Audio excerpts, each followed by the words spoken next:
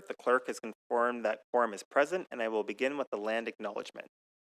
We acknowledge the land we are meeting on is the traditional territory of many nations, including the Mississaugas of the Credit, the Anishinaabe, Chippewa, the Haudenosaunee, and the Wendat peoples, as now home to many diverse First Nations, Inuit, and Métis peoples. We also acknowledge that Toronto is covered by Treaty 13 with the Mississaugas of the Credit. Does anyone wish to declare a conflict of interest in accordance with the Municipal Conflict of Interest Act? Seeing none, we will move on. The next item is the approval of the meeting minutes of the meeting of November 3rd. Can I please have a motion to approve the minutes? Thank you, Commissioner Bravo. All those in favor? Opposed? Carried.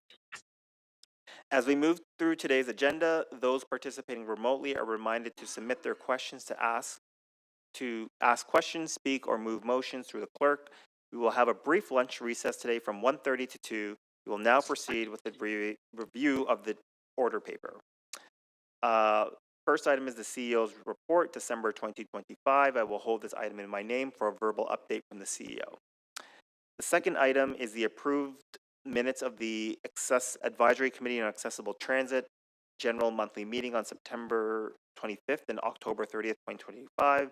I will hold this item in my name for a presentation from the ACAT Chair. The third item is the presentation to retiring ACAT members and appointment of new members for 2026. We have a speaker on this item, and I will be making presentations to the retiring ACAT members, so I will hold this item in my name. There are speakers registered for items 4, so I will hold it in my name, and that is the procurement delegation authorization to the CEO, in-tunnel motion advertising concession. I will hold financial and major project updates for the period ended September 26th, 2025. That's item 5, and collective bargaining and labor update, both in my name for in-camera presentations. Item 7, establishment of the Frederick Langdon Hubbard Award for Leadership. Would anyone like to hold this item? No, I'll move it. All those in favor? Opposed? Carried.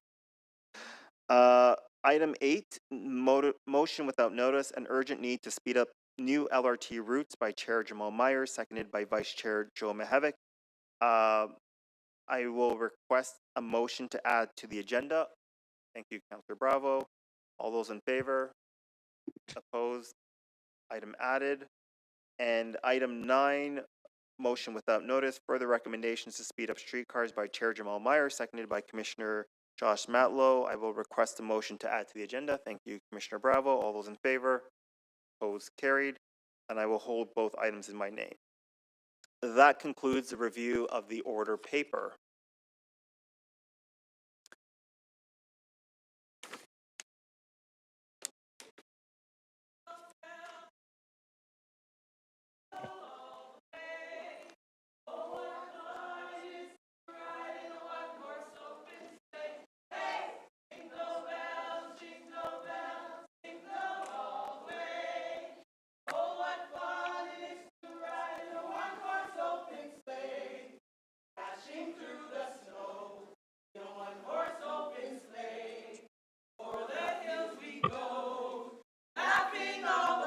Ha ha ha.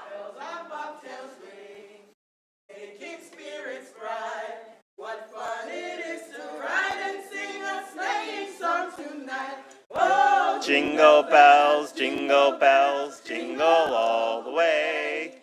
Oh, what fun it is to ride in a one-horse open sleigh. Hey, jingle bells, jingle all the way. Oh, what fun it is to ride in a one-horse.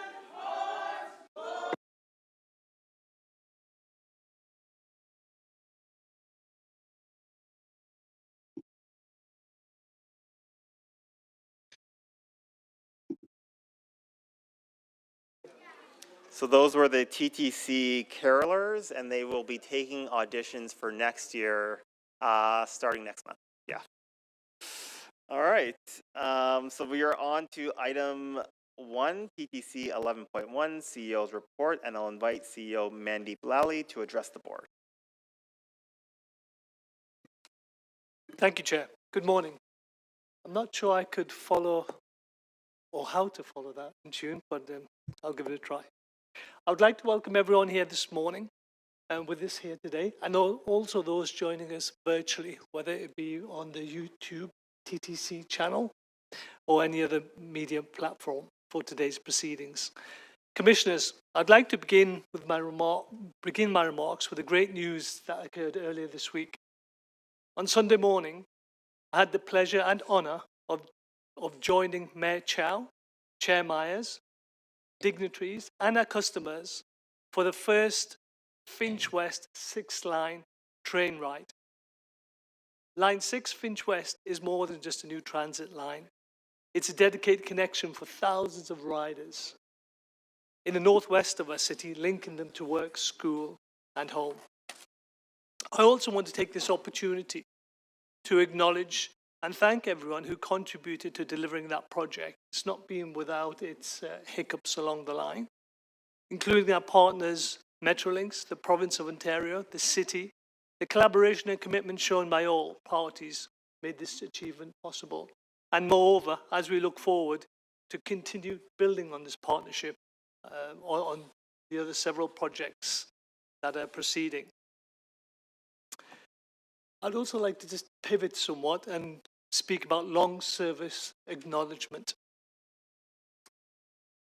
Commissioners, it's with great pleasure that I have a special group here today of TTC employees. I'm truly privileged to extend my heartfelt congratulations and my deepest gratitude to these remarkable individuals who have celebrated significant milestones with the TTC this year. Their dedication to service are the foundation of our organization's success. Today, we are honored to introduce the long service recipients from the class of 85, 75, and 70. These colleagues represent decades of commitment, resilience, and pride in public service. For perspective, the 1970s and 80s were transformative decades for the TTC. Ridership grew substantially to an impressive peak of 463 million. During that era, the board was comprised entirely of the Metro Toronto councillors and led by the councillor Lois Giffen, who made history as our first woman chair. The legacy of these lives through the dedication of our long service employees. Their contribution have shaped the TTC into the world-class transit it is today and working towards going forward even more so. At this time, I would like to invite our long service recipients to come forward and be recognized for their outstanding commitment and service. Chrisanne will read out the names for the pictures and recipients. Thank you, Mandeep. If I can have board members enter the council area here for photos, and I'll announce the recipients who are in attendance today.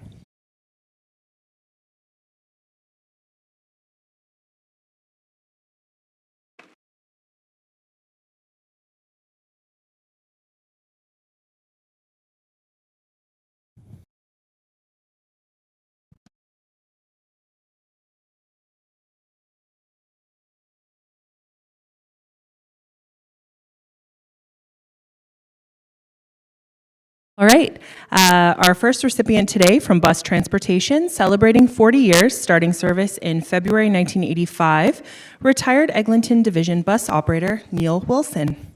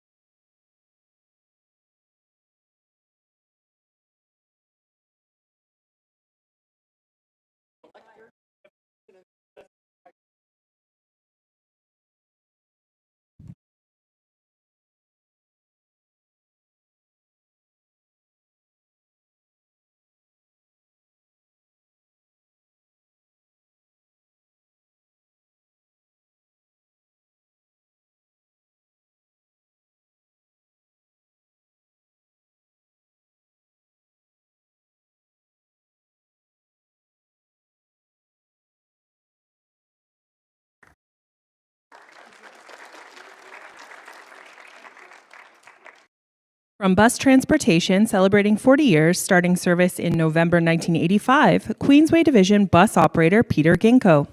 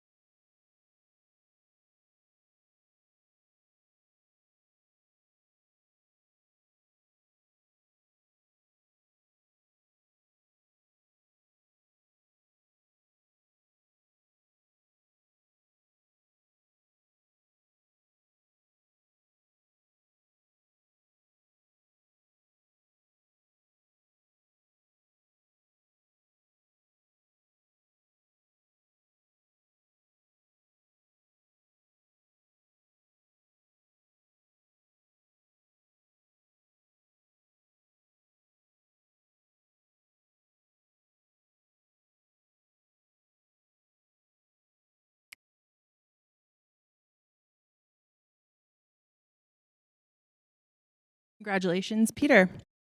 From Signals Electrical Communications, celebrating 40 years, starting service in April 1985, Supervisor Michael D'Alessandro.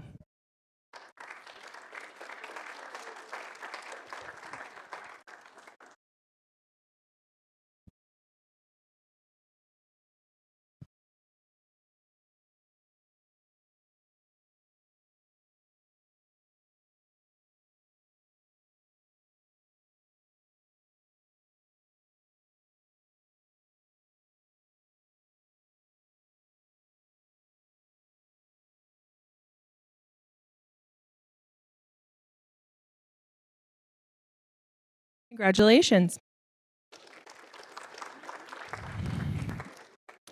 From Revenue Operations, celebrating 40 years, starting service in March 1985, Revenue Equipment Mechanic Andrew Clayman.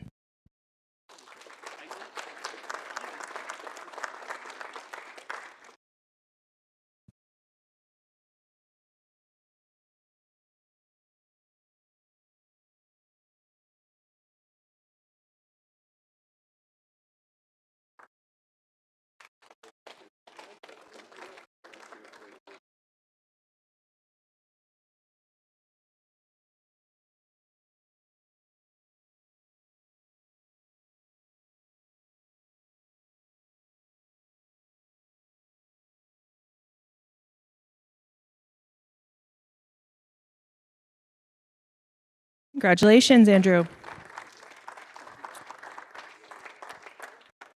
From Bus Maintenance, celebrating 50 years, starting service in June 1975, Coach Technician Nizar Vizram.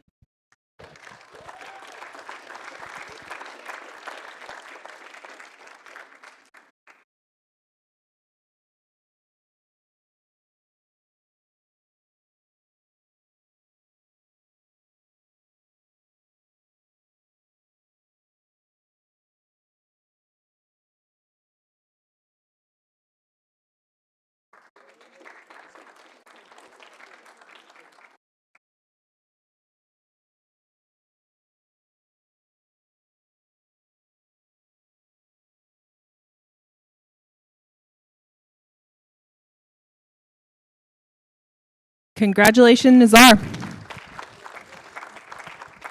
The TTC is also proud to recognize those who could not be in attendance today. From the Property Planning and Development Department, celebrating 40 years, starting service in January 1985, retired Facilities Coordinator John Kurtz. From the Streetcar Transportation area, celebrating 40 years, starting service in January 1985, retired Leslie Barnes Streetcar Operator Gordon Campbell. From Legal Claims, celebrating 40 years, starting service in April 1985, Claims Adjuster James Bailey. From Streetcar Maintenance, celebrating 45 years, starting service in June 1980, General Woodworking Machinist Jimmy Sorolinis. From the Stations Department, celebrating 50 years, starting service in March 1975, Customer Service Agent James Daly. And lastly, from the Station Department, celebrating 55 years, starting service in March 1975, Customer Service Agent Ronald Aguar. Please give a round of applause to all those who are not in attendance today. And now, for those of you who are in attendance, you can proceed upstairs for group photos.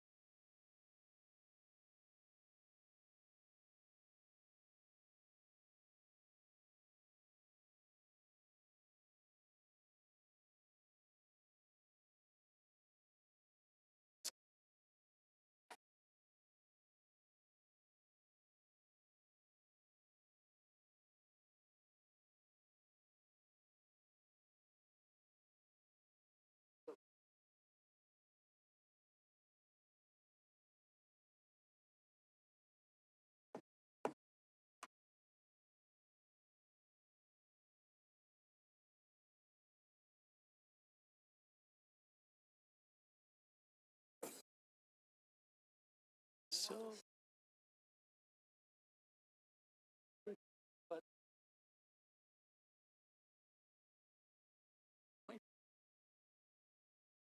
we all have a anyway. Take care.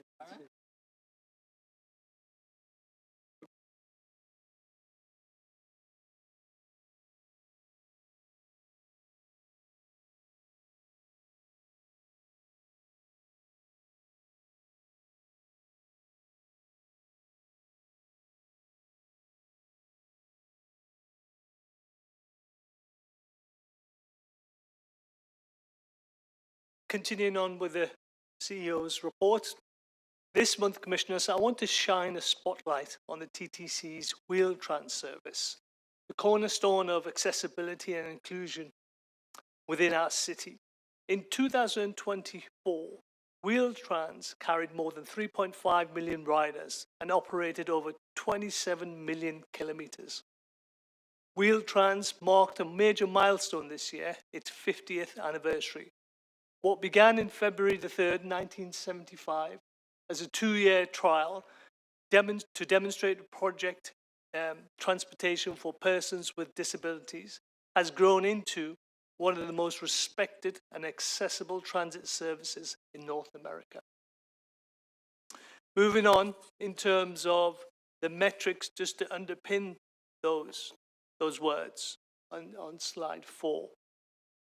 Ordinarily, I run through these metrics by exception, but as I've done for all the other modes, in this instance, I'll run through each of them, and going forward, it will be by exception.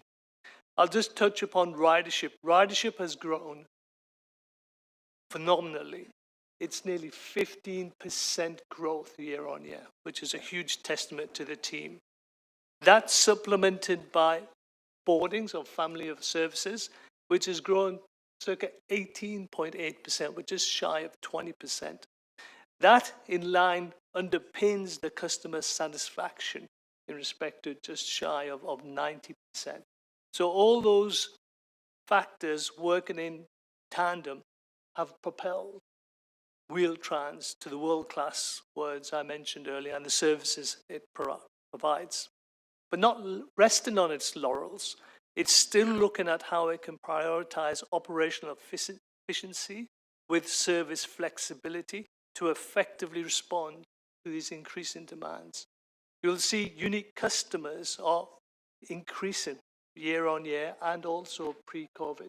That's in line with the age demographic of the population and the support that Wheel-Trans now supplies them. Moving on to slide 5, you can see that the performance in terms of on-time performance, again, is excelling in respect to what Wheel-Trans are delivering. That in line with the mean distance between failure, again, excelling over the 20,000 kilometers set. So in hindsight, if you just sum it up, we're providing more service, extended out using family of service, more reliable service, more service on time, and that's facilitated by a great mean distance between failures, which underpins that. In terms of the accommodation rate, just shy of 100%, which again allows the flexibility of our customers to book times for short notice appointments. And then moving to the right, if you look at the passengers per hour, that has slightly decreased, hasn't increased as much post-COVID as we would have liked. But we've seen the pull-through from the Gardner Expressway lanes, which will demonstrate more as we move forward. And then moreover, the average speed is somewhat impacted in terms of the congestion due to the number of trips we're delivering now for this service. That said, we're also looking to start a trial which has proved positive in terms of an extra dispatcher to allow the accommodation rate, the late notice requests which come in, and to be able to provide them. And that shines through again on the on-time performance. So really strong operational performance in respect to Wheel-Trans and what they deliver. In terms of slide 6, again, really strong operating convenience and response by the team.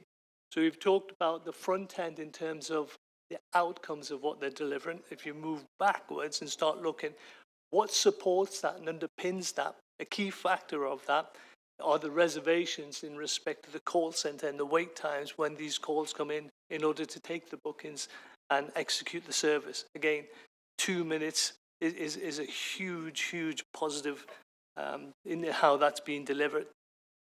In tandem with that, you can see the complaints. The complaint rate is lower than pre-COVID. It's proving that the new systems that have been brought on board and the objectives in driving the systems to deliver for Wheel-Trans and our customers is pulling through. On top of that, the book adherence window, again, excelling in respect to the 30 minutes of our customer requested times. And the cost per ride is overall going in the right direction, whether it's by multimodal or the mode itself, and some of the best costs within North America and half of what it is in New York, I may add. In terms of areas where we do need to work upon, and we are working upon, and we will trial, is the cross-boundary wait times. It was 30 minutes. There was a target set for 15 minutes by the team, an aggressive target. And this, while we've reached 17.1, they're still working through those, and they will be in the trial working with the regions in greater detail and an additional resource assigned to bring that down. Finally, on the elevator availability, this normally isn't included within this portfolio. However, due to the accessibility aspects, we've added it too. You'll see the reliability marker there, which signifies the mean days between stoppages. So just to emphasize, the assets are reliable. It's some of them are out of service due to service requirements, and then plant service and construction as well. On line 2, you can see we had a few stoppages due to some debris and some external vandalism. But again, moving in the right direction. In terms of slide 7, in terms of performance metrics, in safety and security. Again, a very, very, very good news story here in respect to offences against customers, customer satisfaction excelling. In terms of the left-hand side, in terms of customer injuries, again, we had 2 this period, but driven by the volume of trips exceeding, moving in the right direction. Lost time injuries, however, have picked up somewhat, and we're looking at those in greater depth in respect to the human factors aspect of it as we mobilize more trips and more challenging environment. But again, a very, very strong performance in respect to safety and security. And then moving on to slide 8 in respect to the overall performance of the business. You'll see that if I start from customer boardings, overall there is a 1% decline. The main cause of the decline is the 6% year-on-year decline in buses. Streetcars are flat and subways are plus 4%. So we can see some of the fruits of the back to work coming through, and we'll see more of that in the new year. So some positive news there. In respect to the revenue rides on conventional, you'll see we are down on budget for the period and year to date, with the pull through again, as I highlighted earlier, the major impact being on the buses' downward turn. But if you just step back and look at some of the contributing factors which are driving those, in September we had the student policy that was published.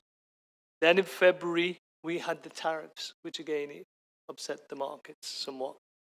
Then in March we had the gas policy, and then in September we saw the pull through of the students. The student body have actually predicted that will be an over £1 billion impact upon the city of Toronto. But again, all items we're looking through and working through within the SPC committee. And as you move down to on-time performance, some positive pull-through on the subway in respect to on the month and the year. And a bit of a mixed story on streetcars and buses. Streetcars are positive for the month, but slightly behind on the year. And the buses are slightly behind on the month, but higher on the year. So, but there's further work to do there in respect to looking at the length of the trip and the duration of the trip, which we're working through within the SPC committee to understand that better and what those tipping points are. And positively again, from a safety perspective, offences against customers and offences against employees are trending in the right direction. Although there was a blip against offences against employees, we're encouraging more reporting, and this was predominantly on the uptick against offences employees was we were recording threats in more rigor and vigor than we've ever done before. The pull through, and there's more to come on safety in respect to the new initiative we announced on the 15th of November and how we pull that through for the new year as well. Customer satisfaction, September going into October is always a jittery month somewhat. You can see overall we're minus on the month and the period, but if you dig down, subways is flat for the month. The main drivers come through on the buses and streetcars, where the reports and feedback from customers are the street stops, they're looking at the cleanliness of, also some feedback from streetcar customers in terms of vehicle cleanliness there. So something we need to look at in more detail going forward. And before I move on to FIFA, I'd just like to resonate in respect to the weather where we've got today and moving forward. So there was an output last year in respect to the weather. We've taken the learnings from that in terms of our critical winter readiness plan to keep service moving. We've strengthened our service readiness calls and checks across the organisation, and we're working closely to protect critical assets and infrastructure during these testing times. And with that context, I'll just ask the Chief Operating Officer, Fort Monaco, to give an update to the board for our winter operating readiness plan. Thank you, Mandeep. I'll wait for Chrisanne to pull up the presentation.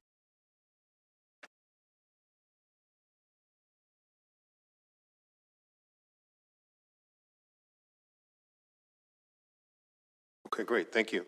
Morning, everybody. As you all know, I'm Fort Monaco. I'm the interim chief operating officer, and I'll just give a very brief presentation to cover off what our seasonal preparation is, what our response strategies are, what are some of the key improvements that we've looked at, and what our ongoing coordination efforts are with the City of Toronto. Next slide, please. So the TTC Winter Plan is an all-encompassing strategy that includes all divisions with a target to complete all winter operations activities by November 15th of every calendar year. Oh, some of the key activities across all the transportation modes, which are subway, streetcar, bus, and non-revenue fleets, include, but not limited to, fleet checks, heating, windshield, brakes, facility and equipment inspections, operator safety talks and staff training, coordination of efforts with our contractors and our vendors for things like salt supplies, snow removal. Infrastructure teams commence stocking winter supplies and materials at all targeted and hotspot locations. Salt and sandbox deliveries executed throughout our system with proactive track switch maintenance. Preparation and staging of storm fighting equipment on both the rail and rubber tires. Those are actually, as you all know, the workhorses of our snow removal efforts. Streetcar overhead profile anti-icing trucks are stocked and prepared to spray our overhead network and our vehicle pantograph shoes. And facility heating checks, floor mat readiness, inspection, repairs, and installation of snow fencing. Next slide, please.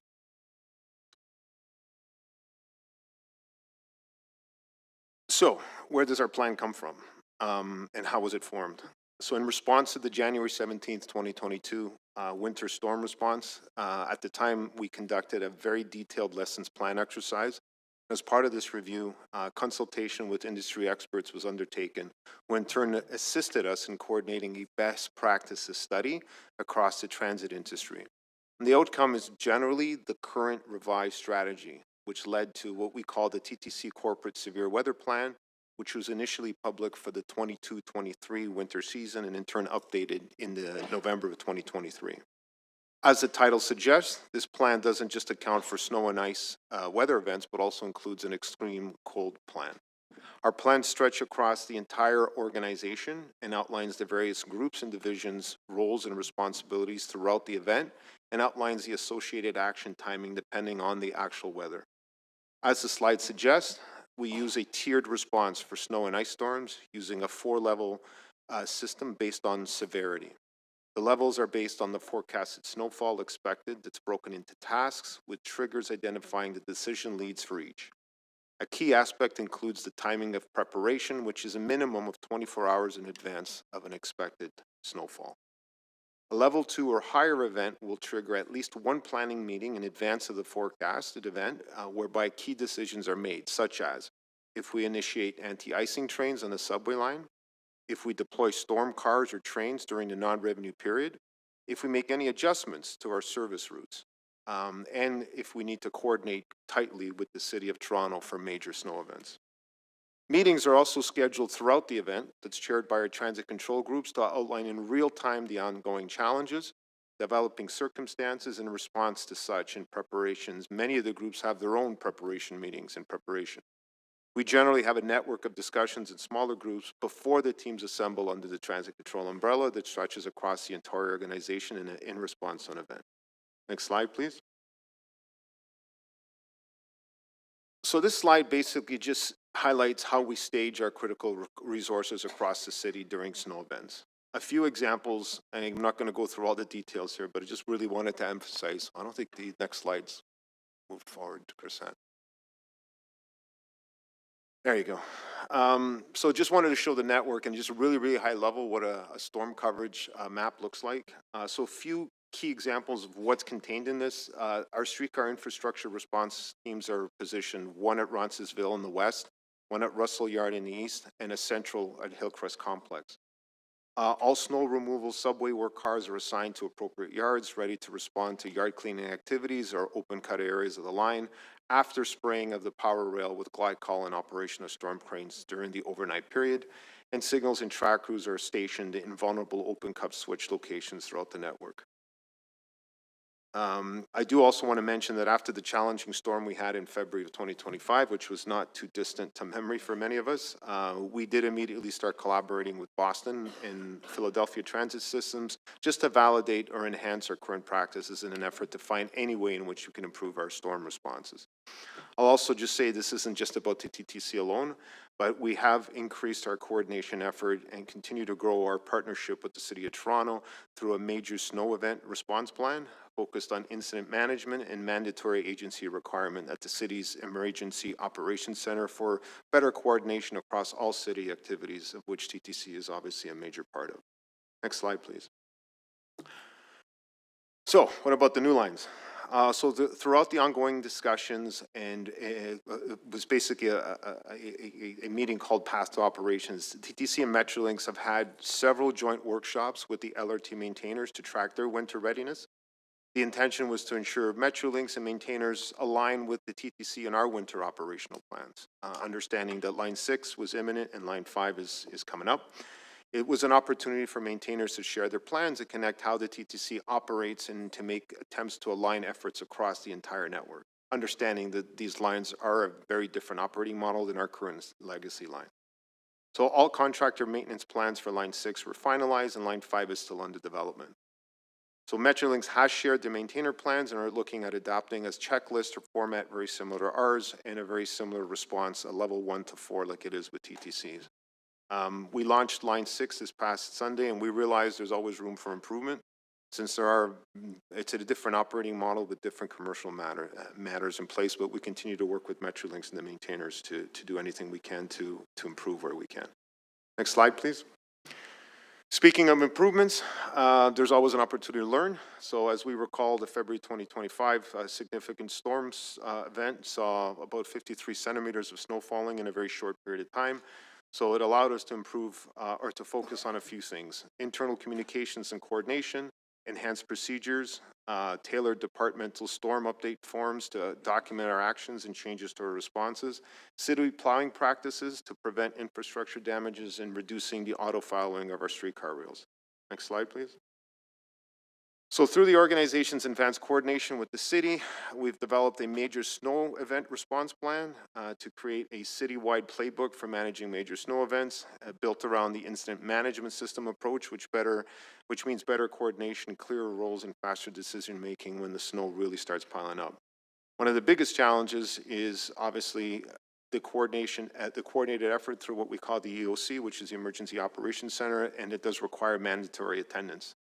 A key part of all that means that we'll be all in the room with the key players, and also we've enhanced our work with the Toronto Parking Enforcement, tow truck contractors, police, snowplow, snow dump site managers. We're all there, all trying to manage it and navigate it together.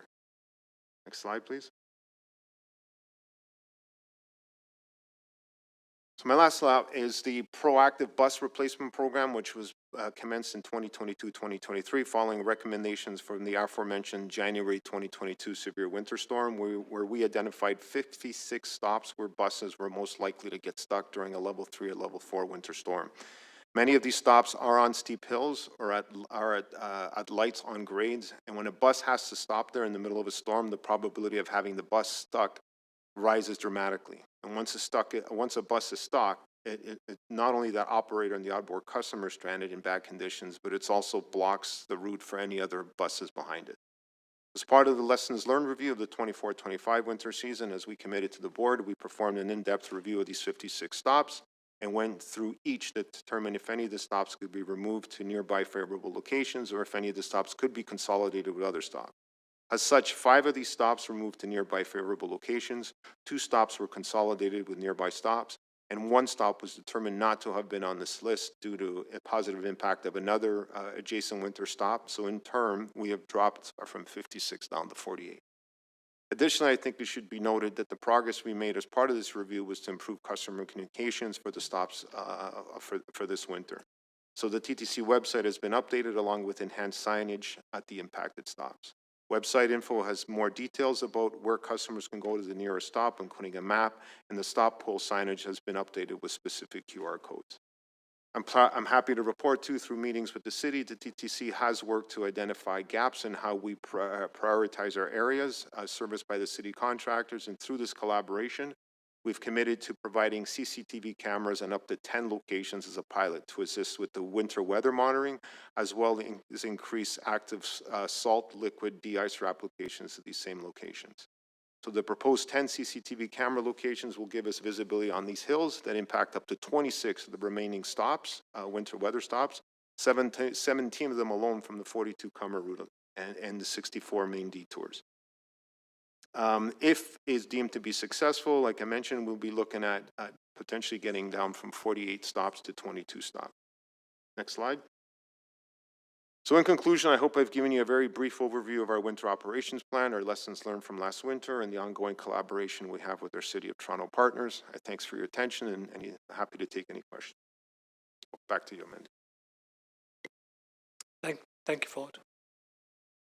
Another key aspect that we were looking at as we approach New Year's Eve is our preparation to welcome residents, visitors to this vibrant city, including the spectacular fireworks and entertainment that will occur during the waterfront. To ensure our customers can travel safely and efficiently from all the festivals, I would like to invite Josh Cole, Chief Strategy and Customer Experience Officer, to present an overview of the steps being taken in respect to not only New Year's Eve, but also touch upon the current status for FIFA and World Cup status 2026. Great, thank you, Mandeep. I'll start with New Year's Eve just because it's sooner and ties in nicely with some of Fort's updates on winter readiness. And so just to start with a few high-level details. So to begin with, like in previous years, the service on New Year's Eve will be free. So I think that's important that we give our residents and customers an option to travel safely on New Year's Eve. So on surface, it's free until 8 a.m. on January 1st. And obviously, the subway is free until 3 a.m. We expect the last train to depart Union Station at 2:30 a.m. So lots of time for people who are enjoying some revelry in the core to get onto those last trains. I do want to highlight, though, that in addition to the train service, we have our extensive Blue Night network. And so that includes all-night service on Queen, King, Carleton, Spadina, and St. Clair.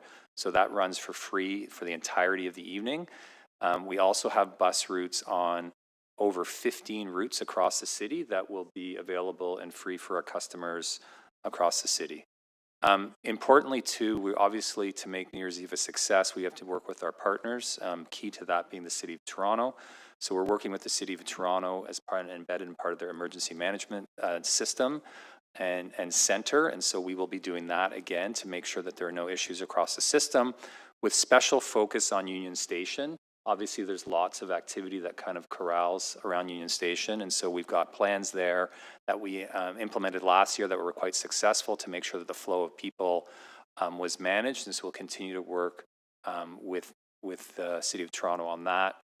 Also worth noting that we continue to work with Metrolinx to make sure that we are coordinating, or at the very least have a sense of what service is available to our joint customers on that night, and they are running additional service and special trains and buses.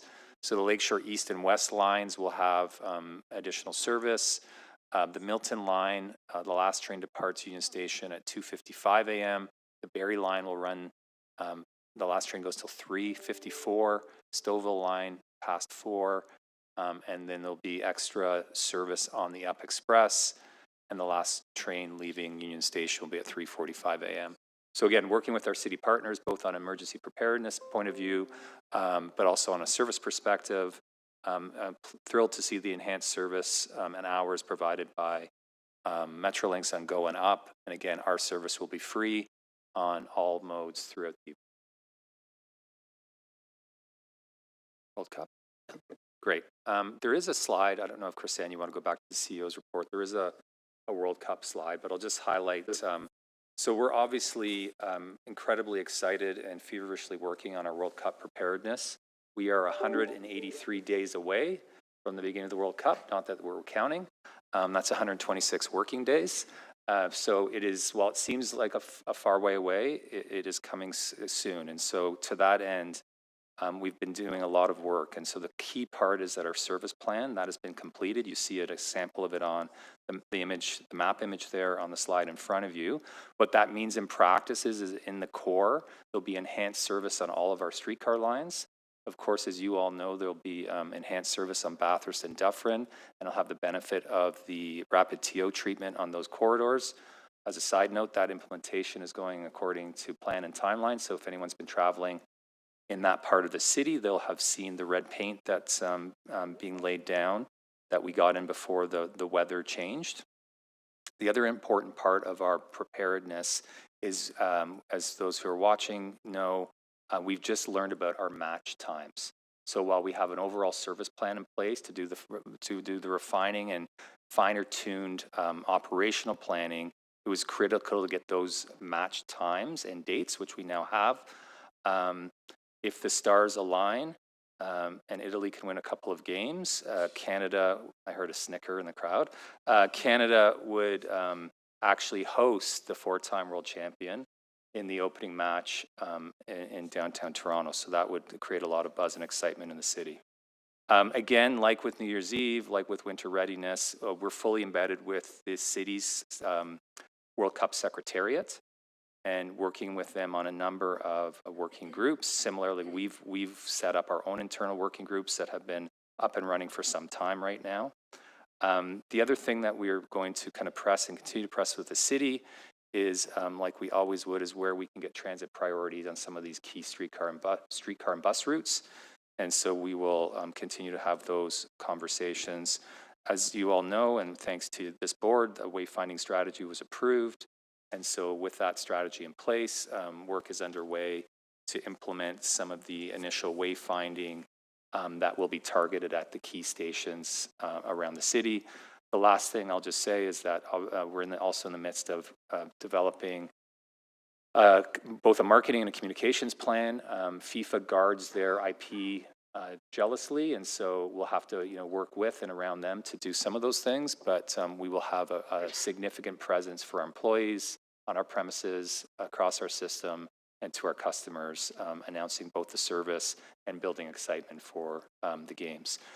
Important to remember that Toronto, unlike many other cities, has their Fan Fest area and the actual stadium quite close to each other, so it'll be served by the same transit stop that's being developed and built on Fleet Street. And so there'll be a lot of coordination between us and the city to make sure that runs effectively, and that work is well underway. Thank you, Josh. Finally, Commissioners, as we reflect on these achievements and milestones, I'm reminded once more that TTC's strength lies in our people, our partnerships, and our shared commitment to serving Toronto. Whether it's delivering a new transit connection, celebrating decades of dedicated service, or preparing for global events, we remain focused on safety, reliability, and customer experience. I'm confident, very confident, that with your continued support and the dedication of our entire team, we will meet these challenges ahead and seize the opportunities to make Toronto Transit even better for everyone. Thank you, Chair. That concludes my commentary. Thank you, Mandeep. Questions? First, we have Councillor Matlow. 5 minutes, please. Thank you. My experience with Metrolinx is that they've been they have not been either accountable or transparent with a number of issues to do with the construction and the opening of the Finch and Eglinton LRT lines. It's been reported that you were a participant in a meeting with Premier Ford, the Transportation Minister, the Metrolinx CEO, Lindsay, and others on December 5th to discuss the opening of the lines. I'd like you to report to the public through the board about some of the technical issues, some of the challenges that you raised that you believed made it necessary to open the Eglinton line, for example, in February, if that report is correct, rather than December as Metrolinx had requested. If there are any outstanding safety concerns that we need to be aware of. And moreover, is my understanding correct that Metrolinx needs to agree to support turning on signal priority for both lines? And if so, was that request made, and was there a resolution, and do we understand when rapid transit will in fact be rapid on Finch, and will we expect that when Eglinton opens that it will have a signal priority already set up and ready to go on opening day? Sorry, Mandeep, I'm gonna cut you off before you answer. So we're gonna have some questions in camera on line 5 and line 6 that we can talk about more candidly, and we're gonna save those conversations for after the lunch break. Mr. Chair, I adore you and I respect you, but I have to challenge your ruling. I don't believe that any of the questions that I asked are within the rules of going into a private session in camera. I'm asking for even if you separate the context of the December 5th private meeting, but simply could the CEO share with the board and to the public if there are any outstanding concerns that he has with the Finch line, the Eglinton line, with respect to safety or any other issues, reliability, service, etc. And then also, could the CEO share with the board and to the public if signal priority was raised with Metrolinx, and if there's any agreement to turn it on Finch and ensure that it's on when Eglinton opens? And I don't understand why any of that would be in private. I take a different take in that we always want to keep our conversations with our partners free flowing. And if we're reporting details about meetings or conversations that breaks that relationship, we can have those conversations in camera at the board level. So the chair has been challenged, so we will have to take a vote on whether or not the chair's ruling is upheld.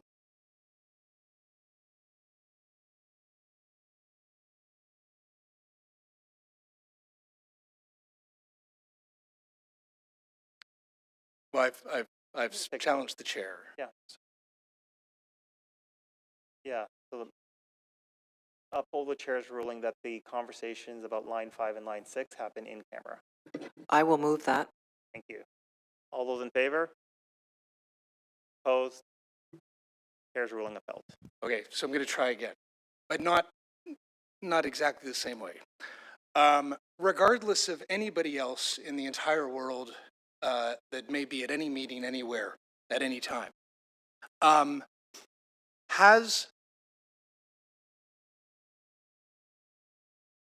are we optimistic that we will be able to have signal priority on Finch soon and have it operating on Eglinton by the time it opens?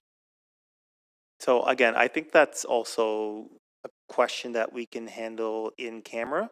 I understand there's a lot of interest in Eglinton Crosstown when it's going to open. I understand there's a lot of interest in Finch West in the work we're doing to speed that up. But I think those conversations should happen in camera when the CEO can speak a bit more candidly.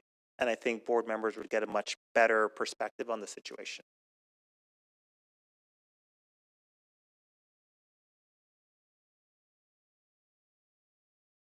I'm just trying to think of a different way to ask it, but I think you can ask all of those questions in camera and you will get answers. I promise you. Will the answers in one way, shape, or form be conveyed to the public who have just as much of an interest in the answers as we do sitting at this table? I understand the public has an interest, but we also have a working relationship with our partners at Metrolinx that we need to preserve. And we need to make sure that we are collaborating and moving in the right direction in terms of how we're going to get line 5 open. Can I ask if we've engaged them at all about increasing service during the FIFA World Cup games on the go lines to ensure that we don't see a repeat of the Game 7 of the World Series fiasco? You can ask that. That is your last question. Through the chair, yes, we, as part of some of the working groups we're on, and the transportation one and the mobility one, Metrolinx is also on that on working group. And so and I can't speak to their exact service plans at this point, but like us, with our increase of service on our surface routes on subway, they have plans to increase on theirs, especially for, we anticipate a lot of airport to downtown travel, especially on the Up Express where the station is located. So yes, they are planning to. When we bring a more fulsome World Cup update, we're happy to incorporate any of those service enhancements as part of our update to the board. Thank you. Thank I'll you. speak. Any other questions? No? Okay. Sure, I do have some questions. Sorry. So my first question is on the CEO's report. On page, what's up? For the CEO's report for page 8, when we report on-time performance by average subway lines, streetcar lines, and busway routes, is there any way to get that information broken out by individual lines for the streetcars, subways, and buses, so that we have a sense of which ones are performing well and which ones are not performing well? That is the next step. This is just to give an overall flavor. So when we dig down into a period, we'll have that information. Okay, so the next iteration will have it When we broke. get to streetcars, when we get to subways, we'll have it down by line. Thank you. All right. The next question I had was from page 6 about the cross-boundary wait times. And it's now at 17.1 minutes, which is not meeting the target of 15 minutes. And we see a 26 decrease from same period last year. So it's 20 minutes in York Region, 16 minutes, 60 minutes. What are we doing in order to reach that 15-minute target, particularly in York Region? For the So, wait time reduction. One of the key things we're doing here is we're going to trial an additional operator in respect to dedicated to work through with the functions that York, Peel, and Durham, which we're kind of quite to morph into. Additional driver, sorry? Operator. Like a driver? Booking operator. Oh, okay. We were trying to morph it into the normal way of doing business, but we're separating this out in terms of more added focus to drive those times. And just to be clear, the 15 minutes was a goal we set, and we're a little off on Peel and Durham with the waiting more being on York, but we are taking steps actively and proactively to manage that. Okay, thank you. And then I guess going back to page 8, it has offenses against employees up 16% month over month. Any explanation about what happened? What's driving that? Is there anything in particular that we need to be concerned about? So we did the comparison, and as I alluded to earlier, what we're doing now is we're also capturing the threats, and the threats was the spike in response. So verbal threats. Yes. That wasn't being tracked before. We were tracking it, but it spiked in greater depth and detail as we were digging into the information. Okay. And is there anything that's being done to sort of further provide safety to employees on the front lines? There's a plethora of initiatives we started on the 15th of November. We'll get the pull through from that in December, in January, so we can see what the analysis is. But that is the allocation of city resources. It's focusing and utilizing police data, working with the chief and the TTC data upon the hotspots in terms of crimes. We've also deployed more security, and we're constantly looking at other means in terms of what we do extra above and beyond those steps we've taken thus far. So this will grow as we get more feedback from this initial trial that we started on the 15th of November. Okay.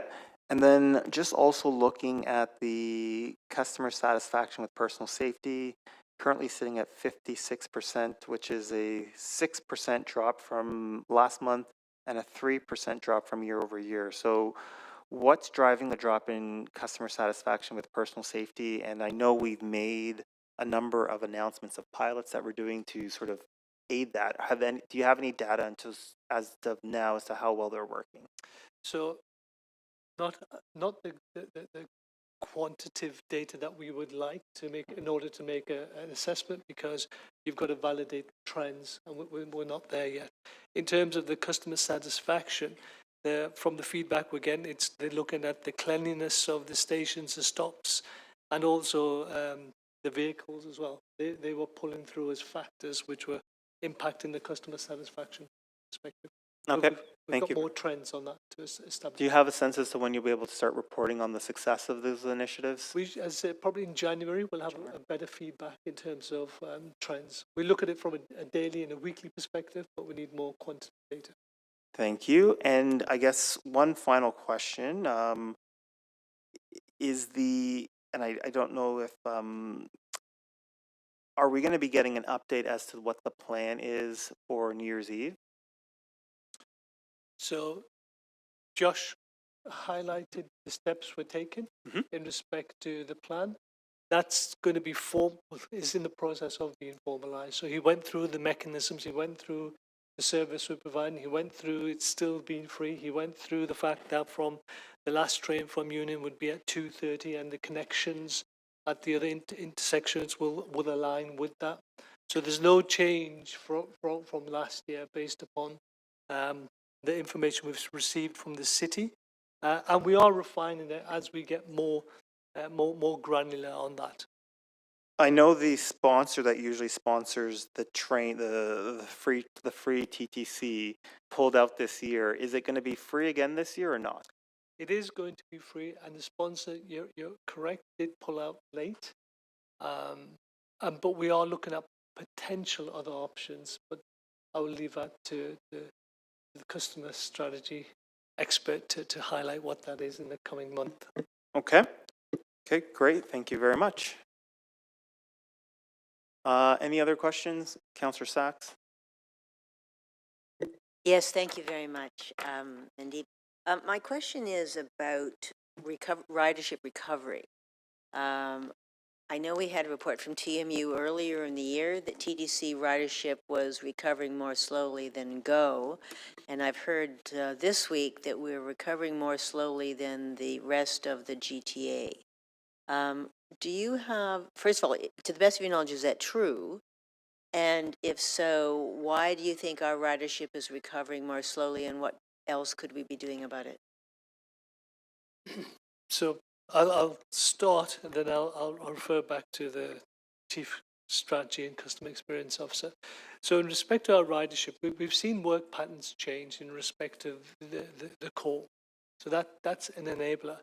But I also touched upon in terms of an impact that's had on ridership in terms of what happened in September in terms of the student policy, what happened in February in terms of the tariffs, what happened in March in terms of the gas policy, and then furthermore, the impact the students actually had. So economically, there's a driver there in terms of the youth.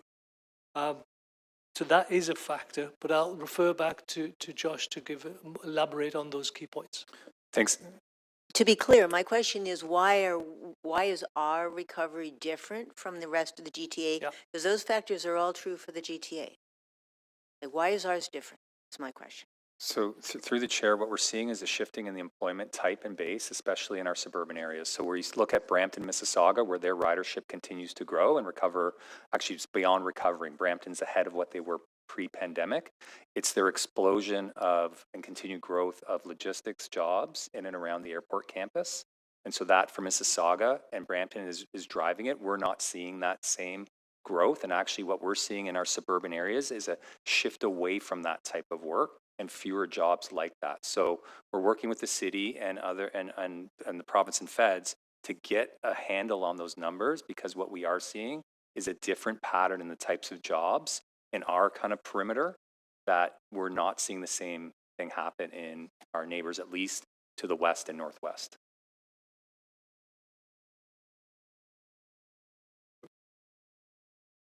That's it? Councillor Sachs, you're done? Okay. Any other questions? Vice Chair Mahavik? Go ahead. Yes, thank you. I want to follow up on Commissioner Sax's question. Um, it was the case, was it not, that you could almost track TTC ridership by employment statistics in Toronto. So if employment went up, TTC ridership went up.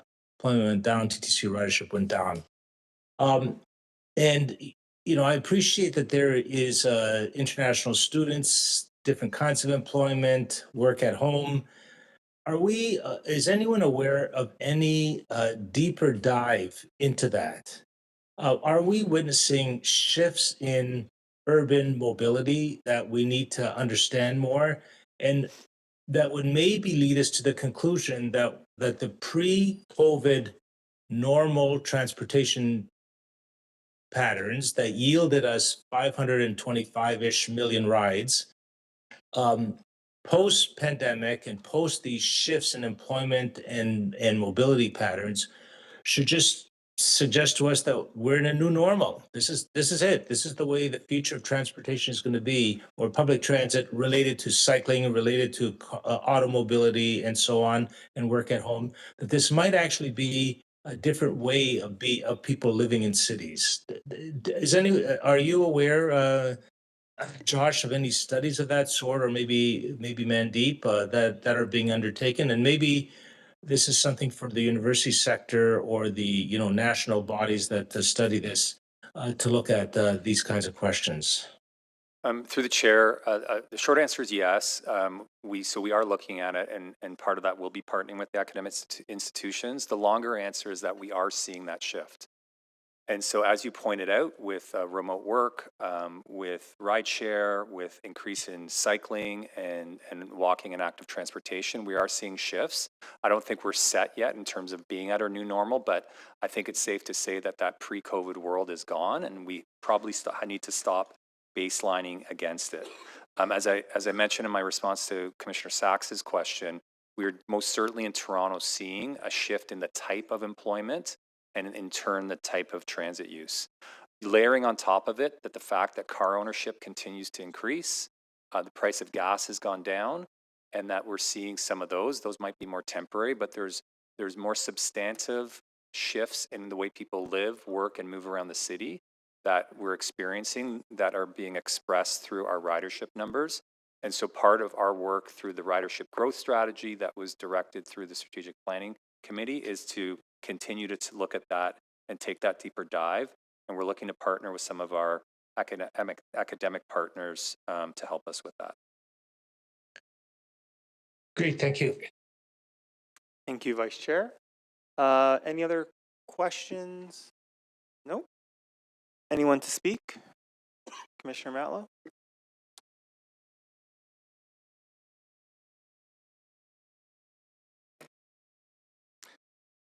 I want to express both some frustration, but also some hope for what I believe would be more accountable and transparent governance. At the last meeting of this board, I asked some questions around transit expansion. And the answers that I received kept deferring me to Metrolinx, which is an unelected, appointed board by the province that's not accountable to Torontonians or us. And I would ask basic questions about the status of expansion plans, and that's where I was sent, which I found to be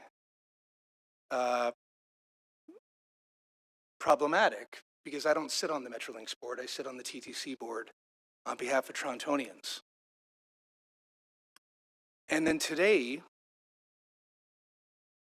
I've asked questions about what I believe to be basic, reasonable, and incredibly relevant issues that are not only affecting Torontonians, but also residents who paid for these lines and hope to use these lines, businesses that have shut down because of the construction of these lines, communities that have been impacted by the delays on these lines. it's not just us in this room. There are lots of people who want answers and deserve answers, and they're hoping that we are, unlike Metrolinx, they're advocates, and that when we engage Metrolinx, that we're there on their behalf. And I would argue that when it comes to questions regarding whether or not we are satisfied that the opening dates are the right opening dates, or if they are politically devised, if we are satisfied that we see lines opening that we know are fully safe and functional, if we believe that transit signal priority should be part and parcel of an opening date, I believe that these are like just normal baseline things that should be discussed publicly. And I recognize that there needs to be a relationship with Metrolinx as partners, and we need to be able to have conversations that are candid and sometimes private. But the behavior of Metrolinx, I believe, has been bullyish. I believe that they roll us over, just like the province has done at the city on issues like the Science Centre Ontario Place and a whole array of different issues. The ability for the city to decide how they're going to design their streets, raise revenue, even have their own elections, all sorts of issues.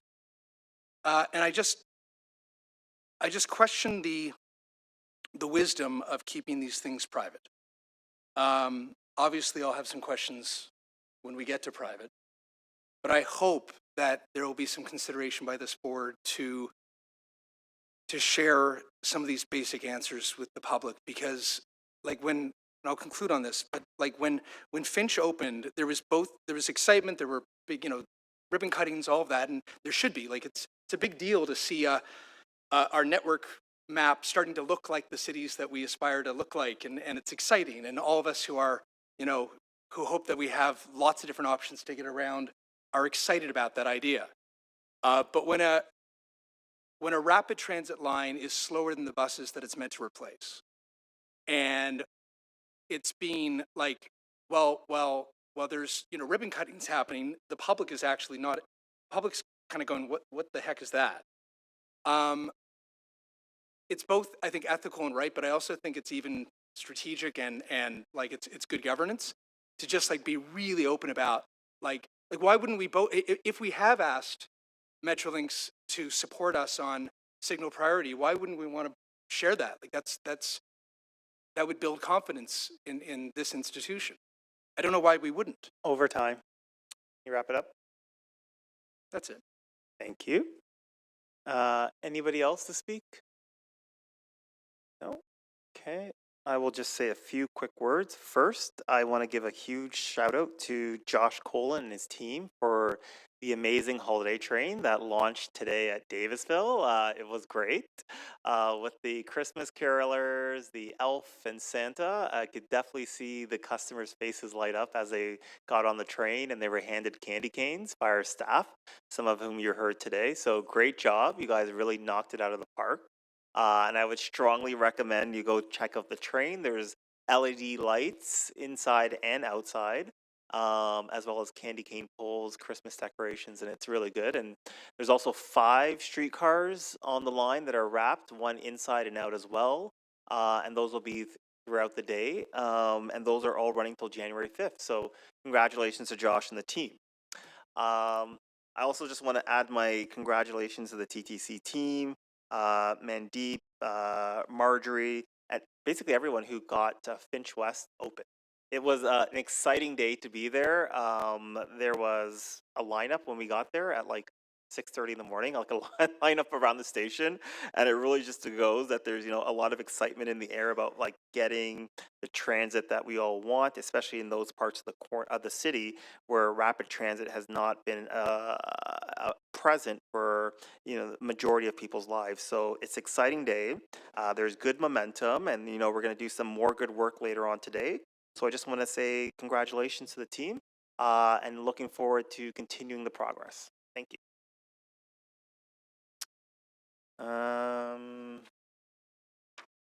Seeing no further questions, I will continue to hold down questions for confidential session.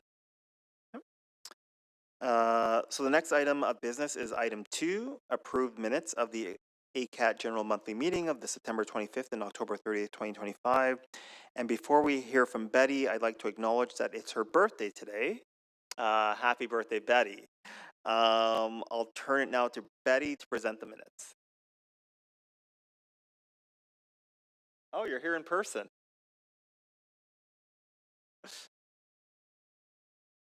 And the rain. And I found one of your elevators wasn't working Oh, for accessibility. Anyway, thank you very much for that.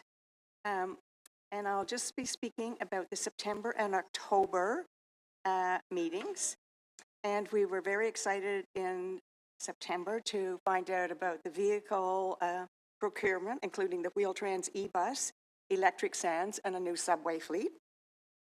A motion was also passed at that meeting to change the name of our service planning to Strategy and Planning Subcommittee.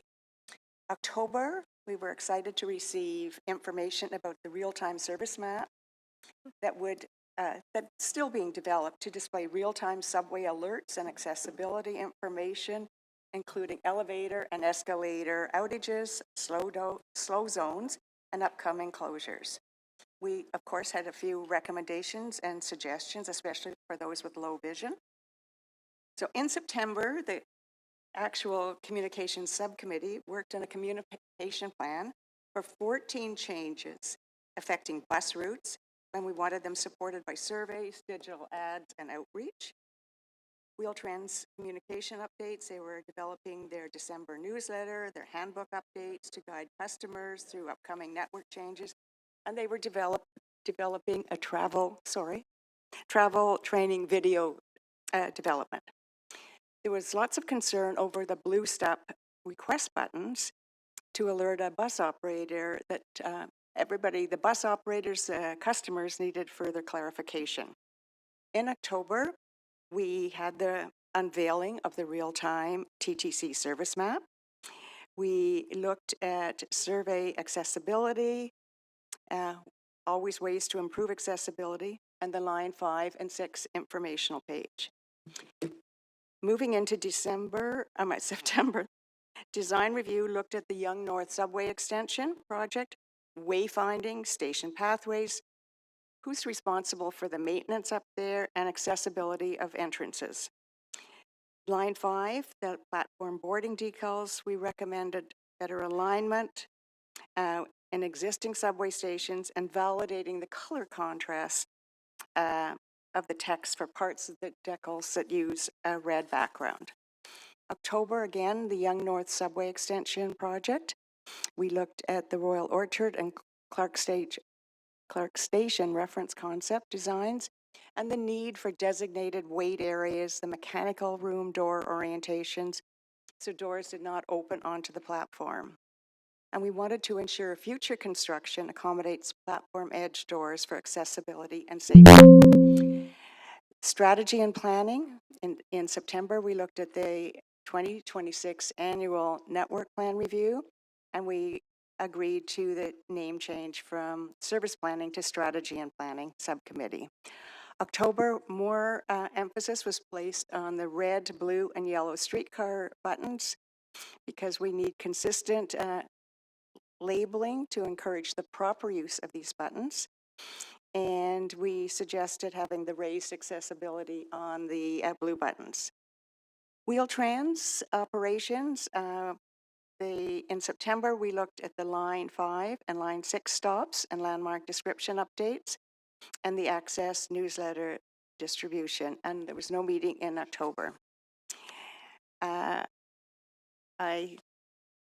That's it in closing. I'm wishing everybody good health and patience and wisdom in these challenging economic times. Thank you. Thank you, Betty. Are there any questions? No, being none. online. Okay.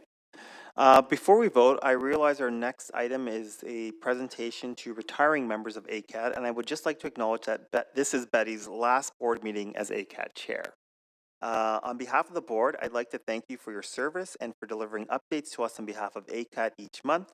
And I'd like to give you a big round of applause and a job well done.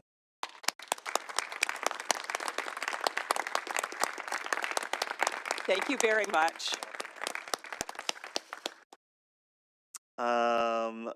So seeing no further questions, can I please have a motion to receive the ACAT minutes? Thank you, Commissioner Bravo. All those in favor? Opposed? Carried.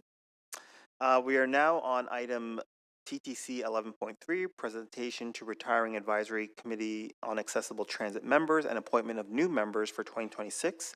And we have speakers on this item, beginning with Alan Yule. Alan, please go ahead. Just waiting for the screen to come up here.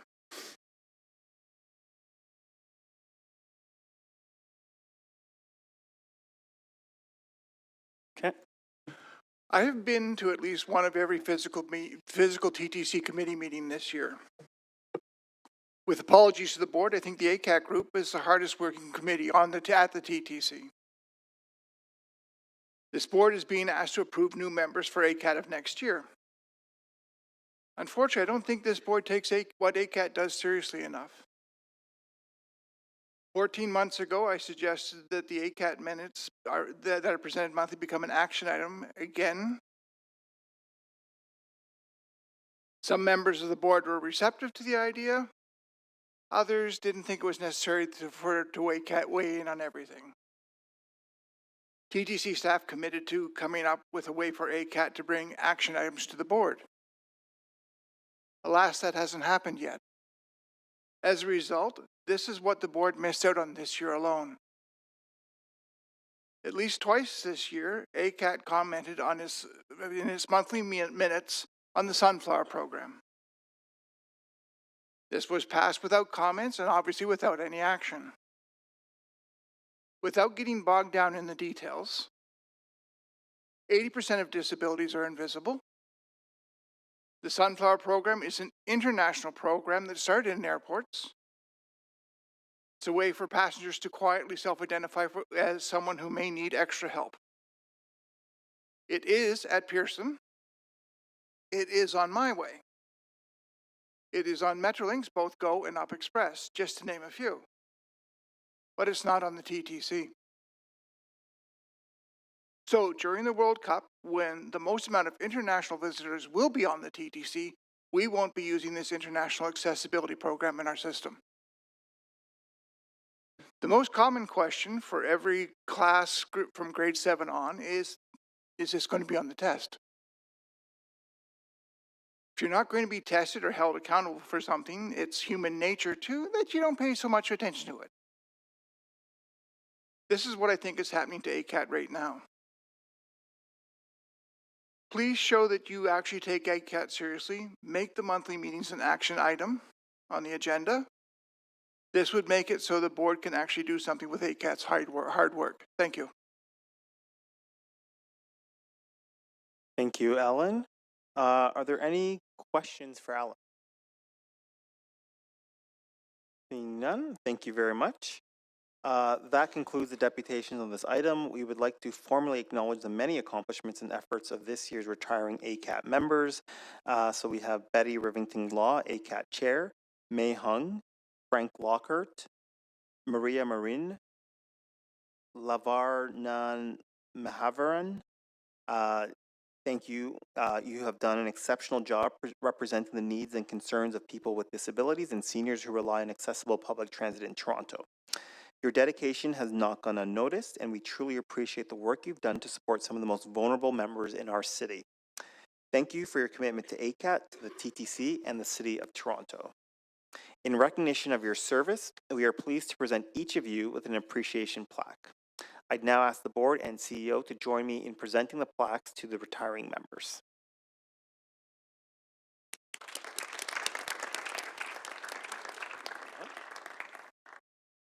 Yeah, let's go over there.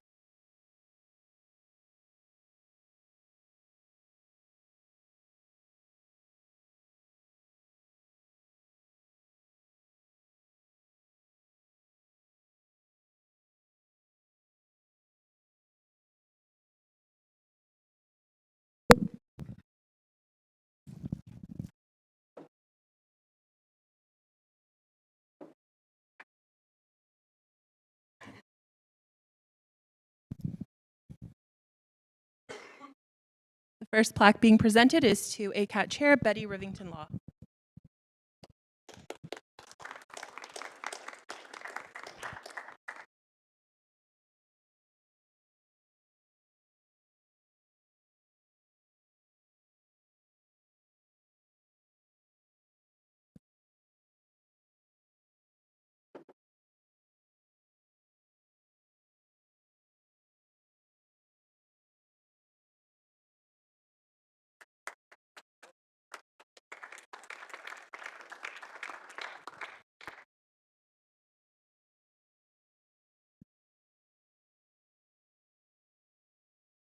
Next presentation is to Mei Hung.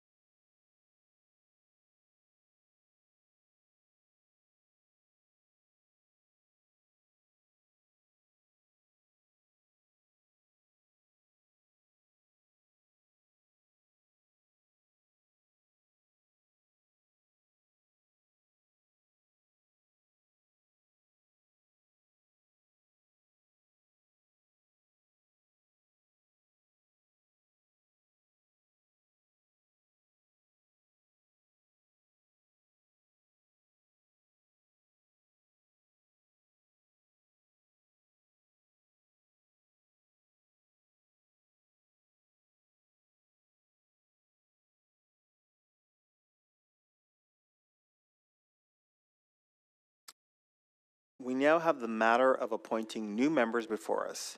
Do any board members have questions on this item to speak? No? Members seeing no further questions, are there any speakers? No?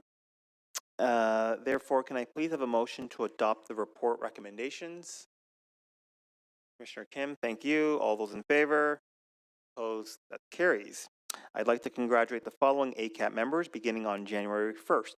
Paul Cross, Yasmin Gray, Gerald Mack, Paul Manna, Nathaniel Talk, and Azim Lilla. I'd also like to acknowledge the new ACAT pool members, Amber Lavitt and Karina McCoy. Congratulations.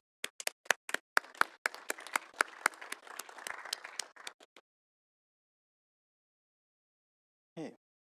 So we are now on to item 4, TTC procurement delegation of authorization to CEO, in-tunnel motion advertising concession, and we have speakers on this item beginning with George Bell. George Bell online?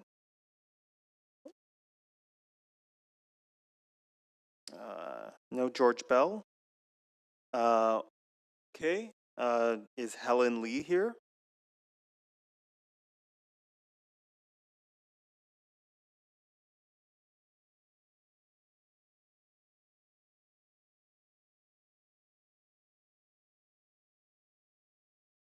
Okay, Helen, go ahead, you have 5 minutes.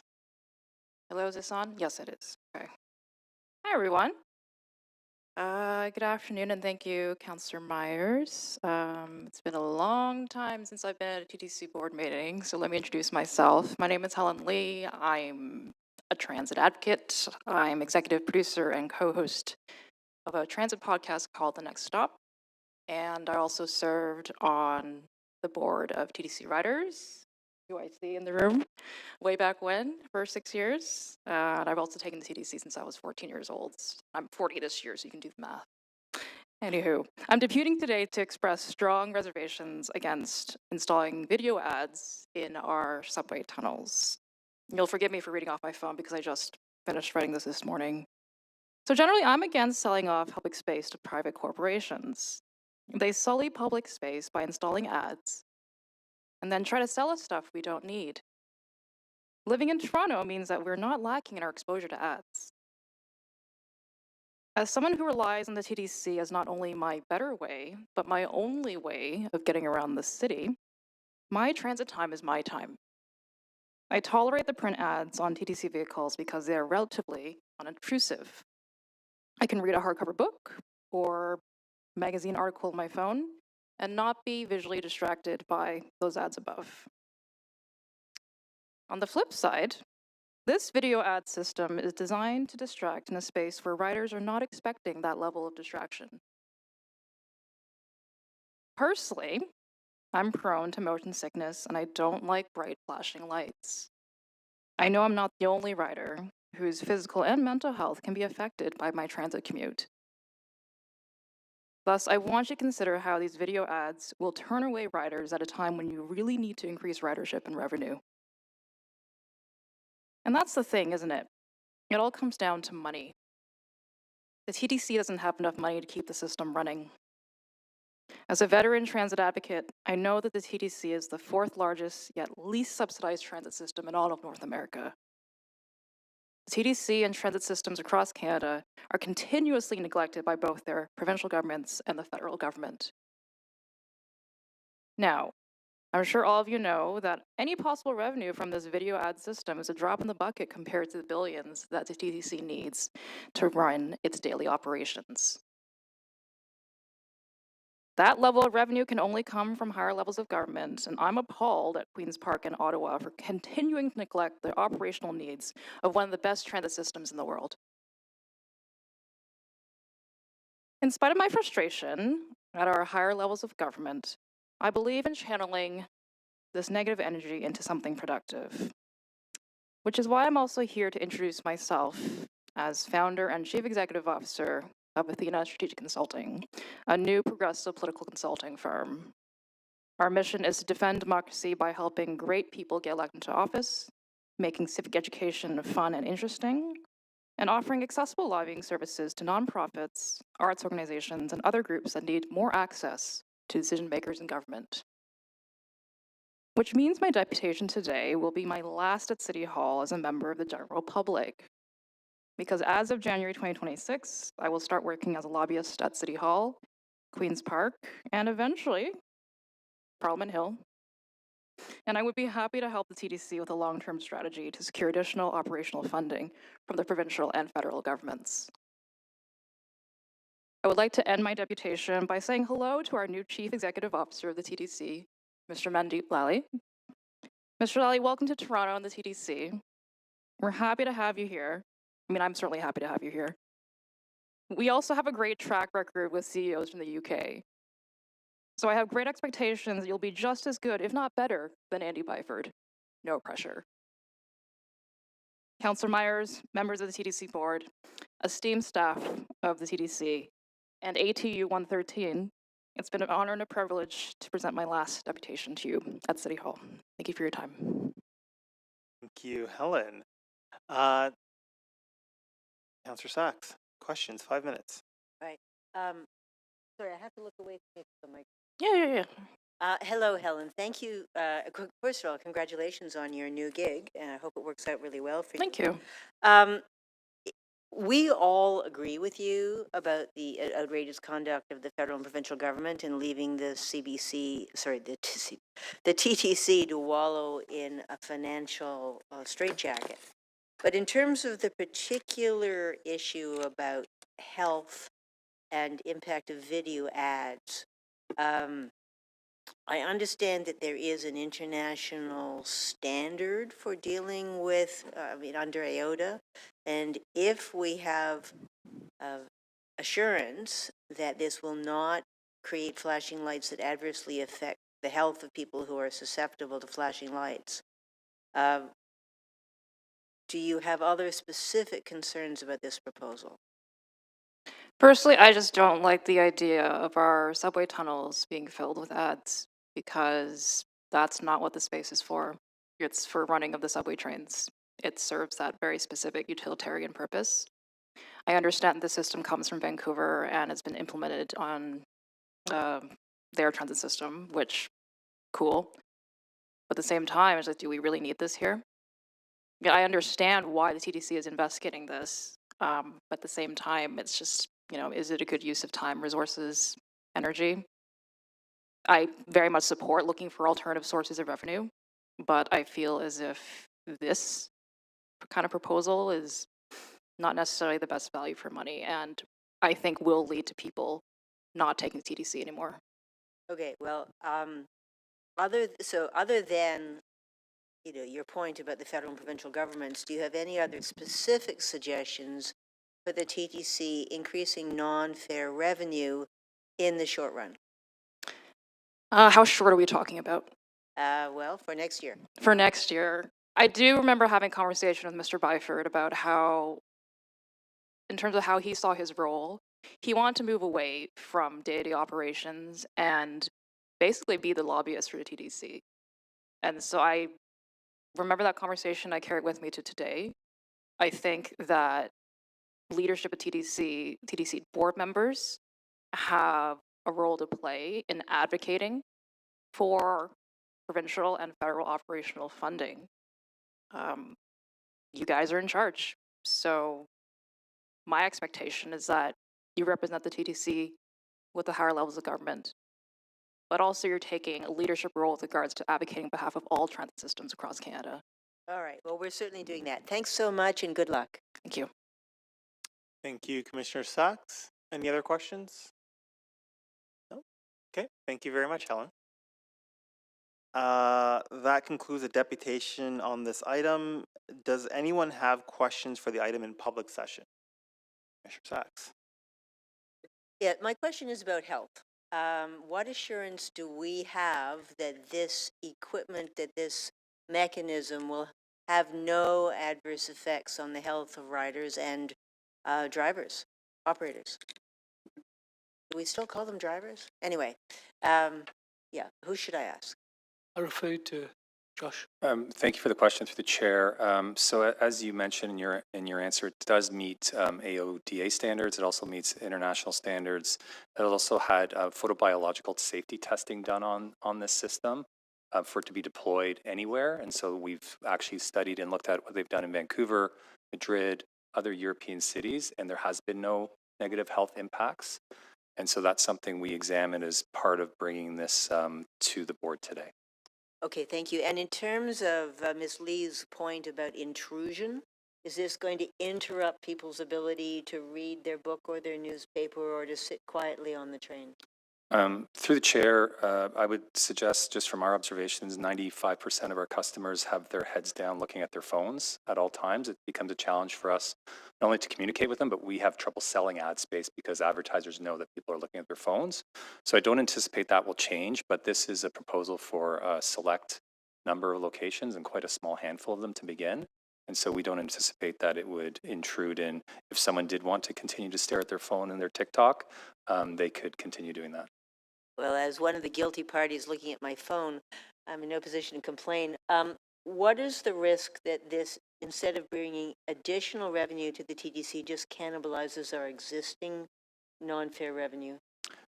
Through the chair, we've looked specifically at that, and what we found by speaking to our peers in other systems is that it brings advertisers to transit that are not currently interested or willing to advertise in public transit. So a different, I would say, type or tier of advertiser that we're not getting right now. So the modeling we've done and the business case we've looked at would see a net and significant net increase to our annual advertising budget. And was that the experience in Vancouver? Yes. Thank you. You're welcome. Thank you. Any other questions? Does anybody have any questions they'd like to ask in confidential session? Sir, can I ask a question, Joe Mahevik here? Yeah, sorry. Go ahead. Yeah, I'm not familiar with this, and so could someone just take us through, like, what are we buying here? Through the chair, what is in front of you is a proposal that's come forward to the TTC to put in tunnel advertising. So on the tunnel walls, there would be digital advertising. So it's a series of light arrays, and as a customer on that train going by, it will look to you like a digital screen. that's moving with you for that short period, say that 100 meters or so in the tunnel. And so the proposal is to give delegated authority to TTC because of the duration of this contract that would have to be negotiated. So the contract has not been negotiated yet. This is to give delegated authority. And the model is that this company who has a proprietary technology that's being used in other cities and systems in the world would sell it for ad space. We would share in the revenue of those sold ad spaces. And they would actually install it based on where we don't need to be for our priority state of good repair and critical maintenance work. So it would not supplant any of our other existing priorities in the installation. The installation costs would be borne by this company. So just from a customer experience point of view, I'm going from station 1 to station 2, and in between the two stations, there'd be lights In between, say yeah. mimicking a runner or something. Let's say No, they're selling in between the shoes. two stations, it would look like you'd look out the window and it would look like a video screen is traveling with you. So the same ad that you might see on typically now on TV or your phone, that would appear as if it was outside the window, and that ad for whatever company that would be would travel with you for those, that 100 meters or so. Oh, interesting technology. Okay, and what the proposal before us, it might, yes, okay, well, I'll ask the next question in camera. Thank you. Thanks. Thank you. Sorry, Vice Chair, just to confirm, you want to go in camera on this item?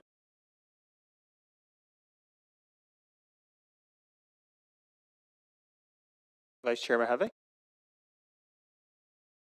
Thank you. I don't need to go in camera, but if we're going in camera anyway, I can ask them, but it's not a major question, and I don't want to slow things down. Okay, so I'll just hold the item then.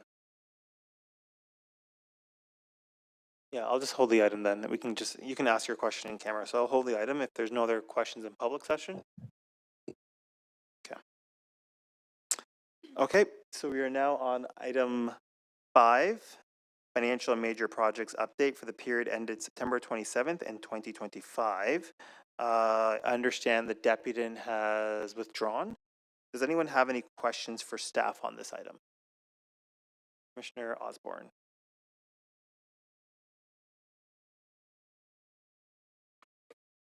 Hold on, tab 5. That is our financial and major projects update, correct? Yeah. Okay. First question I'm going to ask about, this is probably going to shock nobody, is overtime.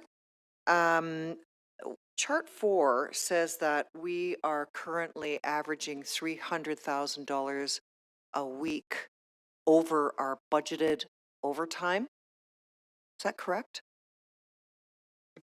Through the chair, that's correct.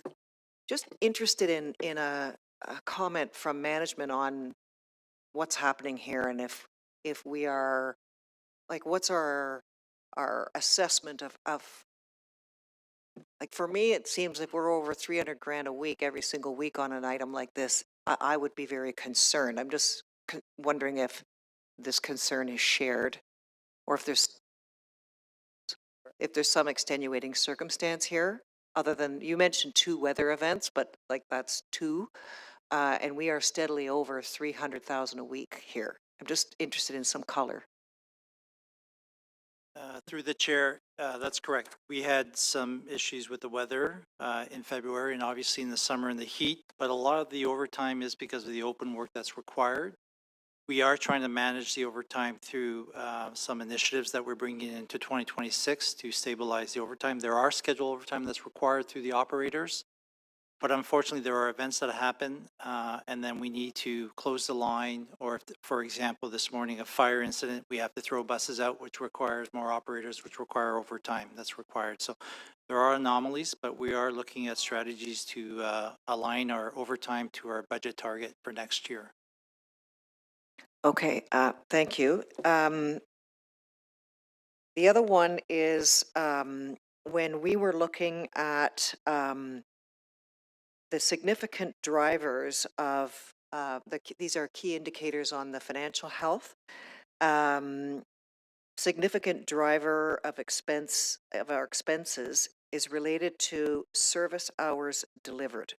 And it further adds that this impacts labor and non-labor as well as fuel and hydro consumption. So this is in effect an overachievement of the budgeted number of service hours that we have.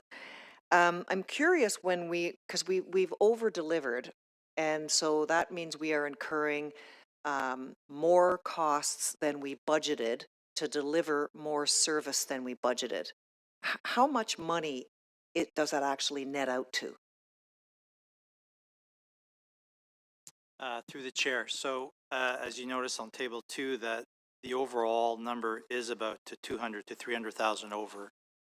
So it's just $200,000 in a year? Yes. Okay, because I was wondering if that was a big number, because it gets a green check, and for me, I'm questioning whether over-delivering against budget is not worthy of a green check, even though we're giving more service. Anyway, thank you for that. That's all for me. Thank you, Commissioner Osborne. Commissioner Jagdale, 5 minutes. Thank you, Chair Myers. A couple questions, folks. Want to understand the quality of the favorable net variance. So we've got a net operating variance. It's slightly favorable, which is great, but it's sort of being driven by the offset, or it's offsetting sort of this revenue shortfall, which worries me a little bit. And what I'm trying to understand is how much of this is genuine efficiency versus just timing deferrals or, I don't know, unfilled vacancies. And like, what does that have in terms of implications for us for the next year? So is this like good news, or are we masking some like structural problem here? Through the chair, great question. Thank you. No, a lot of it is we're doing, as you're aware, through a vacancy pause. We do have efficiencies, as well as that our targeted or forecast, we are anticipating higher rates, but as you're aware that a lot of the gas and other items and rates have dropped down. Our usage have dropped down. So these are actually sustainable efficiencies that we're carrying over to 2026. So it's something that we can achieve and target, and we're moving in the right direction. On the revenue side, obviously there are a lot of variables there, as mentioned and alluded to earlier. So we're trying to manage that through how to increase ridership, but that is impacting revenue, and that's something we're looking for in the next year as well. Got it. Okay, so ridership and revenue scenario planning is what I'm interested in next. Obviously, we have slower ridership growth. We've developed a ridership strategy, which we'll be implementing, which is fantastic. But I'm wondering to know the levers that we'd be pulling in a low growth scenario so that our cost base isn't structurally too high. Have you thought about what that looks like, given that we're really limited in what our options are?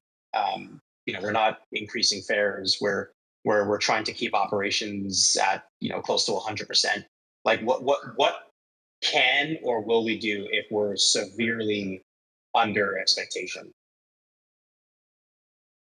I'll pass that to my colleague Lawrence to answer that question.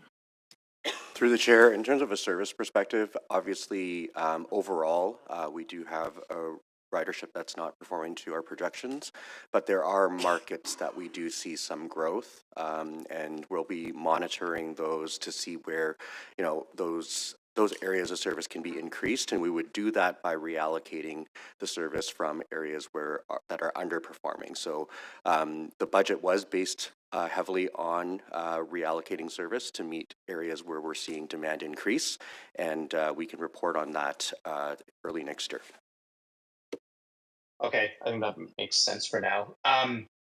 $204 million moving between accelerated and delayed projects. How do we ensure that this reallocation is not just like simply creating a hidden backlog or underfunded scope that will probably resurface costs later and have some risks for us on our schedule? Like what are we doing to sort of deal with that? Sorry, I didn't catch the question. Is this on the capital side? Yeah, it's on the capital side. Yeah, so a lot of it is basically on the procurement of buses, but we are ramping up on that. But we will carry over those fundings to next year, and I think we will achieve our target. our spend rate of 95%. We're currently trending around 87.7%, but I think we'll achieve that target. Okay. I was really pleased to see some of the economic impact metrics that you shared. Awesome that we're generating $5 billion of economic opportunity and $30,000 jobs in Ontario, which is fantastic. Do we ever use any of these values and any of these more wider societal and economic impacts to help us sort of think through what we prioritize? Or is this sort of just like a nice to have metric in our back pocket that we can share or communicate with through the public? Thank you again through the chair. Yeah, so what we're doing is we're working with the University of Toronto. We've engaged in them for a few phases. We are trying to incorporate some of their initiatives in our budgeting, our long-term strategy in order to achieve what we need to achieve. We are generating, for every dollar spent on the TTC, there's a $7 economic impact to the City of Toronto, the GTA in Ontario, and nationally as well. So we are trying to incorporate that, and colleague, if anyone wants to add to that, but we are trying to do that for the long-term strategy, incorporate some of their initiatives. Last question. Sorry, was that my last question, or I have one more question? You're over time now. Do you want to go for one more question? Will you let me ask one more question? Yeah, of course. Okay, last question. ERP and the SAP.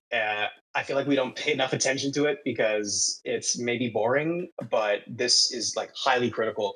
And I feel like we keep moving the goalposts down. Like I know we're sort of rebaselining phase 3 to 2029, which pushes it by a few years. And I'm a little concerned about that, given that this system will connect everything from HR to timekeeping to procurement. So I mean, Julie talks about overtime, that being a massive issue.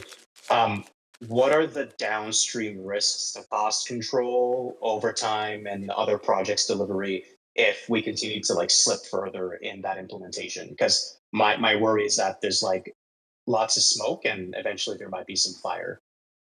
So if I quickly just touch upon that.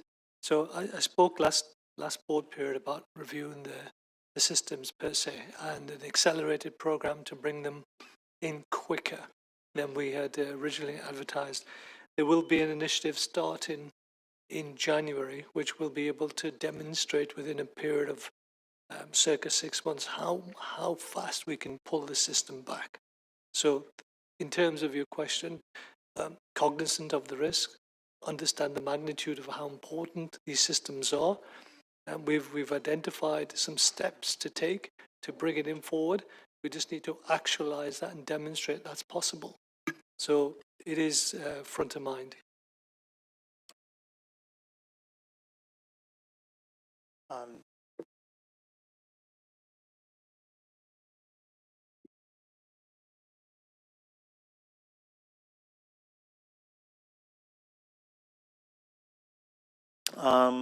Any other questions?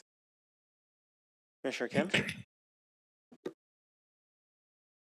Thank you for this. I see that, so the presentation indicates what has been spent, what the target was, what the variance is.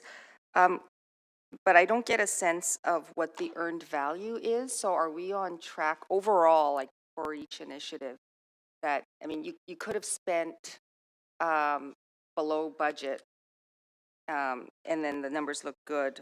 But in terms of the milestones that's been achieved, I don't get a sense of what's been accomplished in terms of earned value to date for the major initiatives. Can someone speak to that, please? Sure. Through the chair, at this moment, we do not have earned value metrics against all of the major projects. It's something that we're actually looking to implement with the introduction of a new capital project management framework. So there's work to be done in that area. So would we be able to see that at a near future date? It's an initiative that we're looking to roll out in 2026 with a focus first on our big major projects that you see here reported, and then we'd try to roll it out to additional projects thereafter. Okay, thank you. Thank you. Any other questions? No, okay. I just have a few questions. I'm wondering if we can get an update as to how the station repairs are going at Osgood and St. Patrick stations. Yes, I can provide that. Good morning. Through the chair, they are going well. We are working through additional closures that were piggybacked on in November, targeting currently completion in July of 2026. As I think we've reported previously, we did have issues early on in the project around subcontractor supply and so the specific design of the panels based on site conditions that were exposed, but we are catching up to that. Some additional asbestos also has hampered our progress, and we're working with our operational counterparts to lock in our closures required in the first 2 quarters of 2026. But as of now, we are on track for July completion. July 2026? Correct. Completion of both stations? Correct. Great. And the asbestos issue has been resolved? The additional asbestos is ongoing in terms of treatment, but we're working through it. Okay, great. My next question is, I guess, with the 5G rollout, and it seems like we're behind schedule. Can someone just give an update as to what's happening there? Through the chair, I'll try to take that question. So there has been a bit of a strain on resources. Asbestos is just a topical issue at the moment.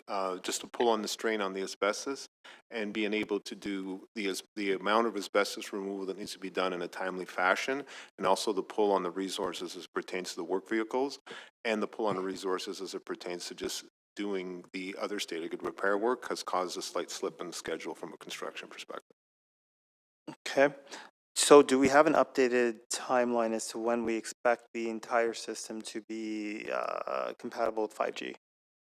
Through the chair, Stephanie can correct me if I'm wrong. I believe we've pushed that into early 27. That's correct. Yeah. End of second quarter 2027, we will be at 100% complete the project. Yeah. And I believe that is outside the mandate of the requirements for the telephone companies to keep their license, correct? So is there any liability on our part? Because I know there's a requirement that they provide this service as part of their renewal license. Correct. Through the chair, not that I'm aware of. This mandate is directly to the cellular company, not directly to TTC. Right, but I just want to make sure there's no holdup caused by TTC where they could point the finger at us and say the reason we can't make our timeline is because of something TTC is doing. I can just share that we're working very closely with Rogers and we're coordinating the installation with our resources. Okay. Can I also get an update as to where we are with the remaking of Warden Station, please? Certainly. Through the chair, we're progressing very well. We are anticipating the elevators to be in service this month as on target. And the remaining works will be completed in 2026. Okay. And is similar work happening at Islington? Correct. That's correct. Yes. Has that been torn down already, or is that about to start? Oh, Islington has been in construction for quite some time, I think 1 or 2 years. Okay. I'd have to look at the details, and we are very much, the existing bus bays have been decommissioned or demolished, and we're working now on rebuilding the new bus loop at Islington. And what's the timeline for opening Warden in Islington? Both, I believe, are, I'll have to check back in the details, but I believe it's end 2027. Sorry, pardon me, end 2026. End of 2026, okay. Great. Okay, great, thank you. Any other questions? No? Anyone to speak on the item? No? Okay. Motion to approve? Pardon? I'm happy to move a motion to approve. I'll hold down for an in-camera presentation on major projects. Okay, I'm being told that we're holding this down. And rather than going to our next item, why don't we just take a break and come back at 2 o'clock? That's okay with everyone. Okay.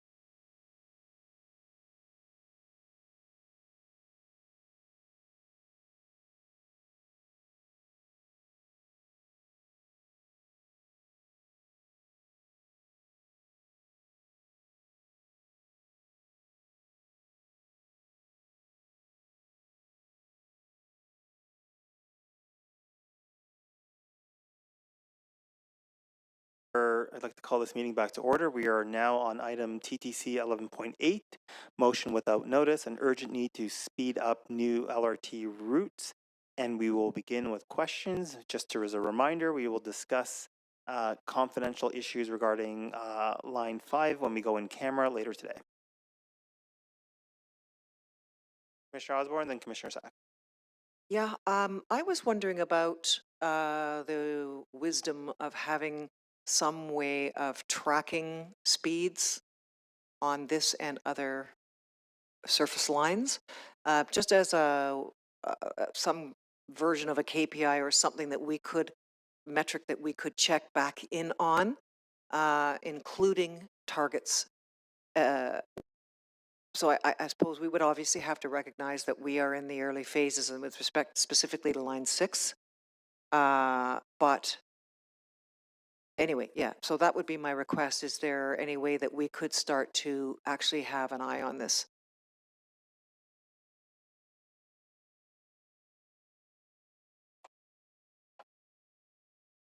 Anybody want to take that?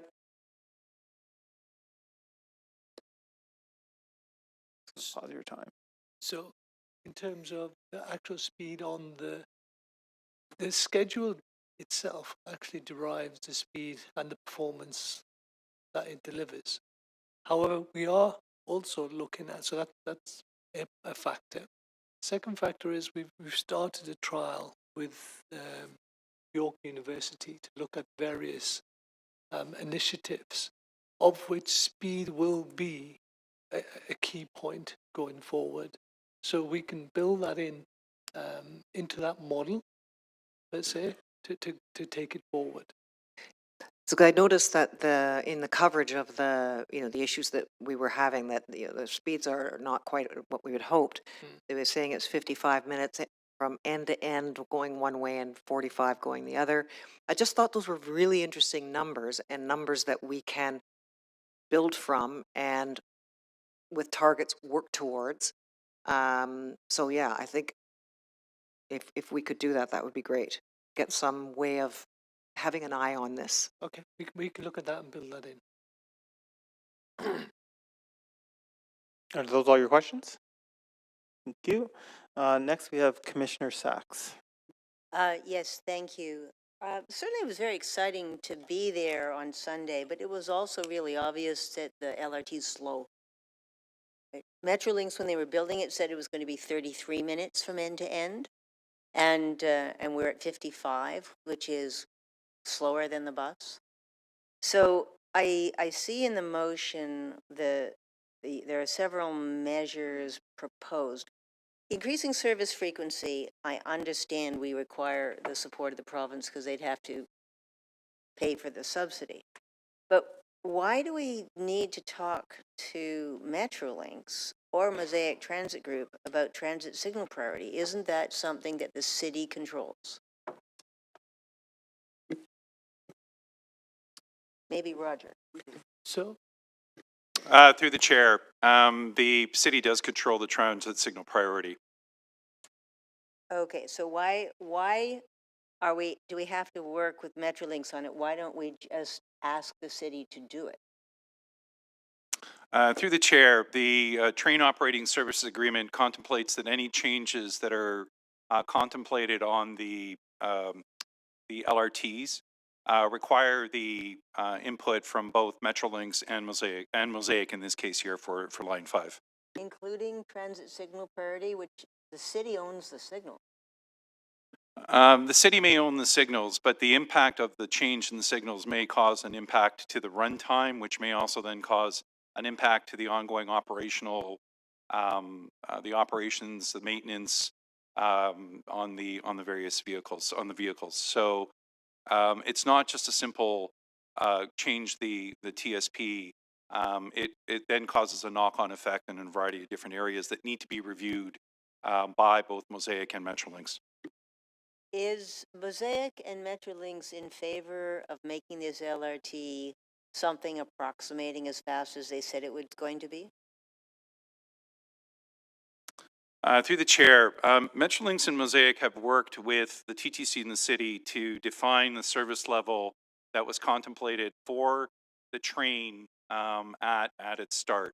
There's always an opportunity once the train reaches, I would say, a steady state, that there would be opportunities to change it, and that would then initiate a variation to the train operating services agreement, or an amendment to the contract, so to speak, that would then either increase or decrease the times that would be proposed.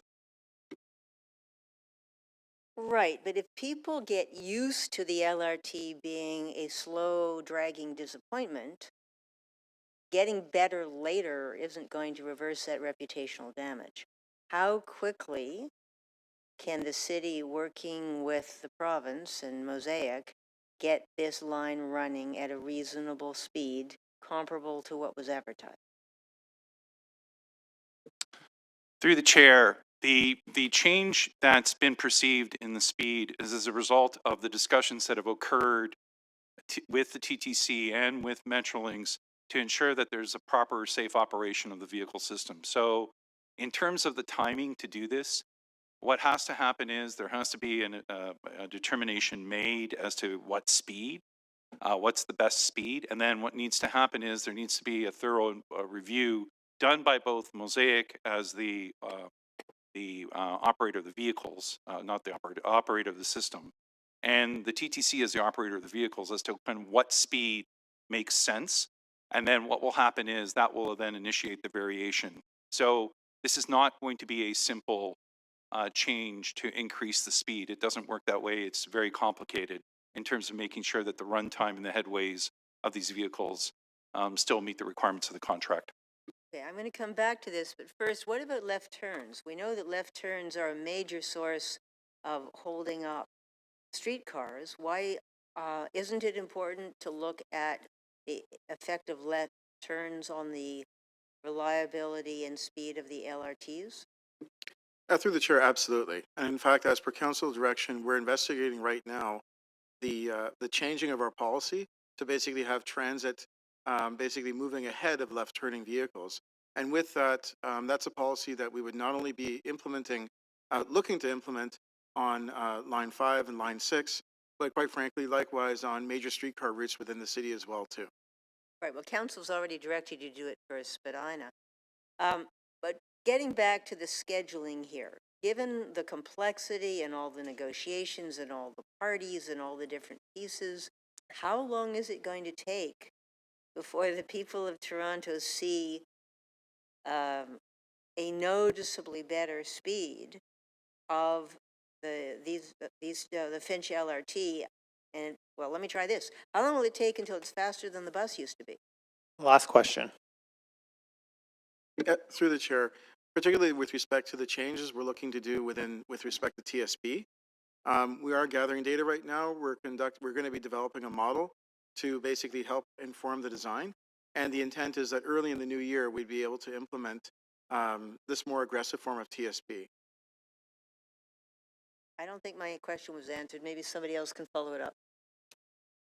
So through the chair, we're currently assessing the impacts of all these, and we'd be making changes to the schedule as alongside the move away from the soft start to the full service, which we expect to do in early spring, in terms of revising the actual schedules to improve the frequency and then also reflect any improvements in running time in the schedule themselves.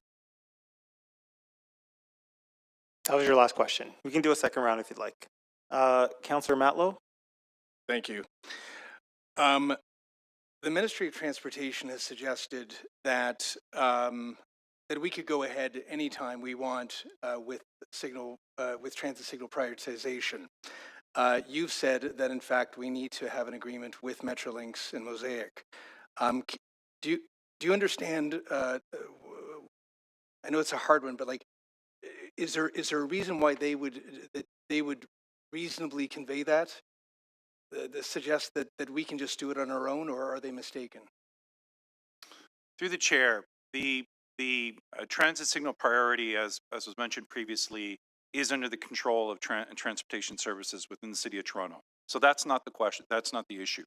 The issue is if, as a result of the revisions to the transit signal priority, there is further changes, like say, for example, that transit signal priority comes with an increase in speed. What would happen then is that potentially your runtime and the headway between the vehicles would increase. That would cause more maintenance on the vehicles. It's going to cause a knock-on cost effect to Mosaic. So it's not that they have an ability to say no to transit signal priority, but they do need to be informed so that they can then look at their system and say, oh, okay, it still fits within the bounds of their agreement. So like when Metrolinx were and the province were demanding that they wanted us to open both lines in December, did we raise concerns around safety? And if so, is that really the reason why Finch is going so slowly? Like, was there a cap on the speed set for safety due to safety concerns?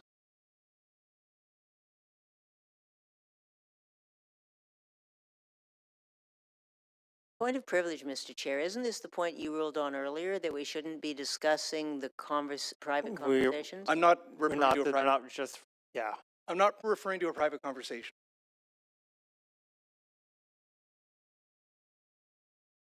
Sorry, just hearing, like, can you repeat that, please?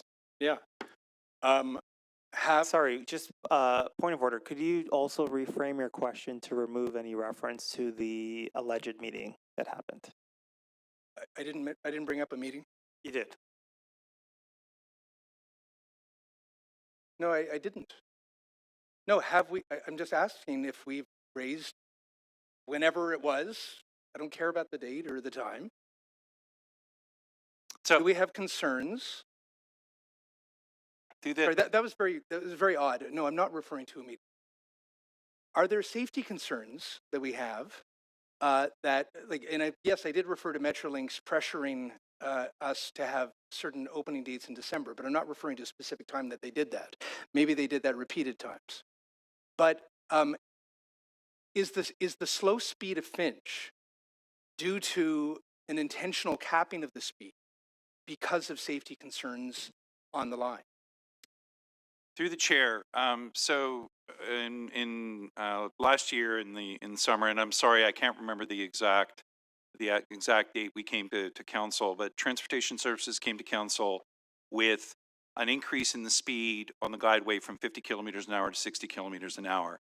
Part of the reason why that was brought forward was, one, to increase the speed on the line, but primarily the other concern was any further increases in the speed could potentially create a safety issue, because you have a guideway that's surface running, and you could potentially have the incursion of pedestrians and vehicles in front of the trains, and it could create a safety issue. So to say that it was capped, it was an agreed decision by council to increase the speed to 60 kilometers an hour, and that's the limit that the vehicles can operate on the guideway.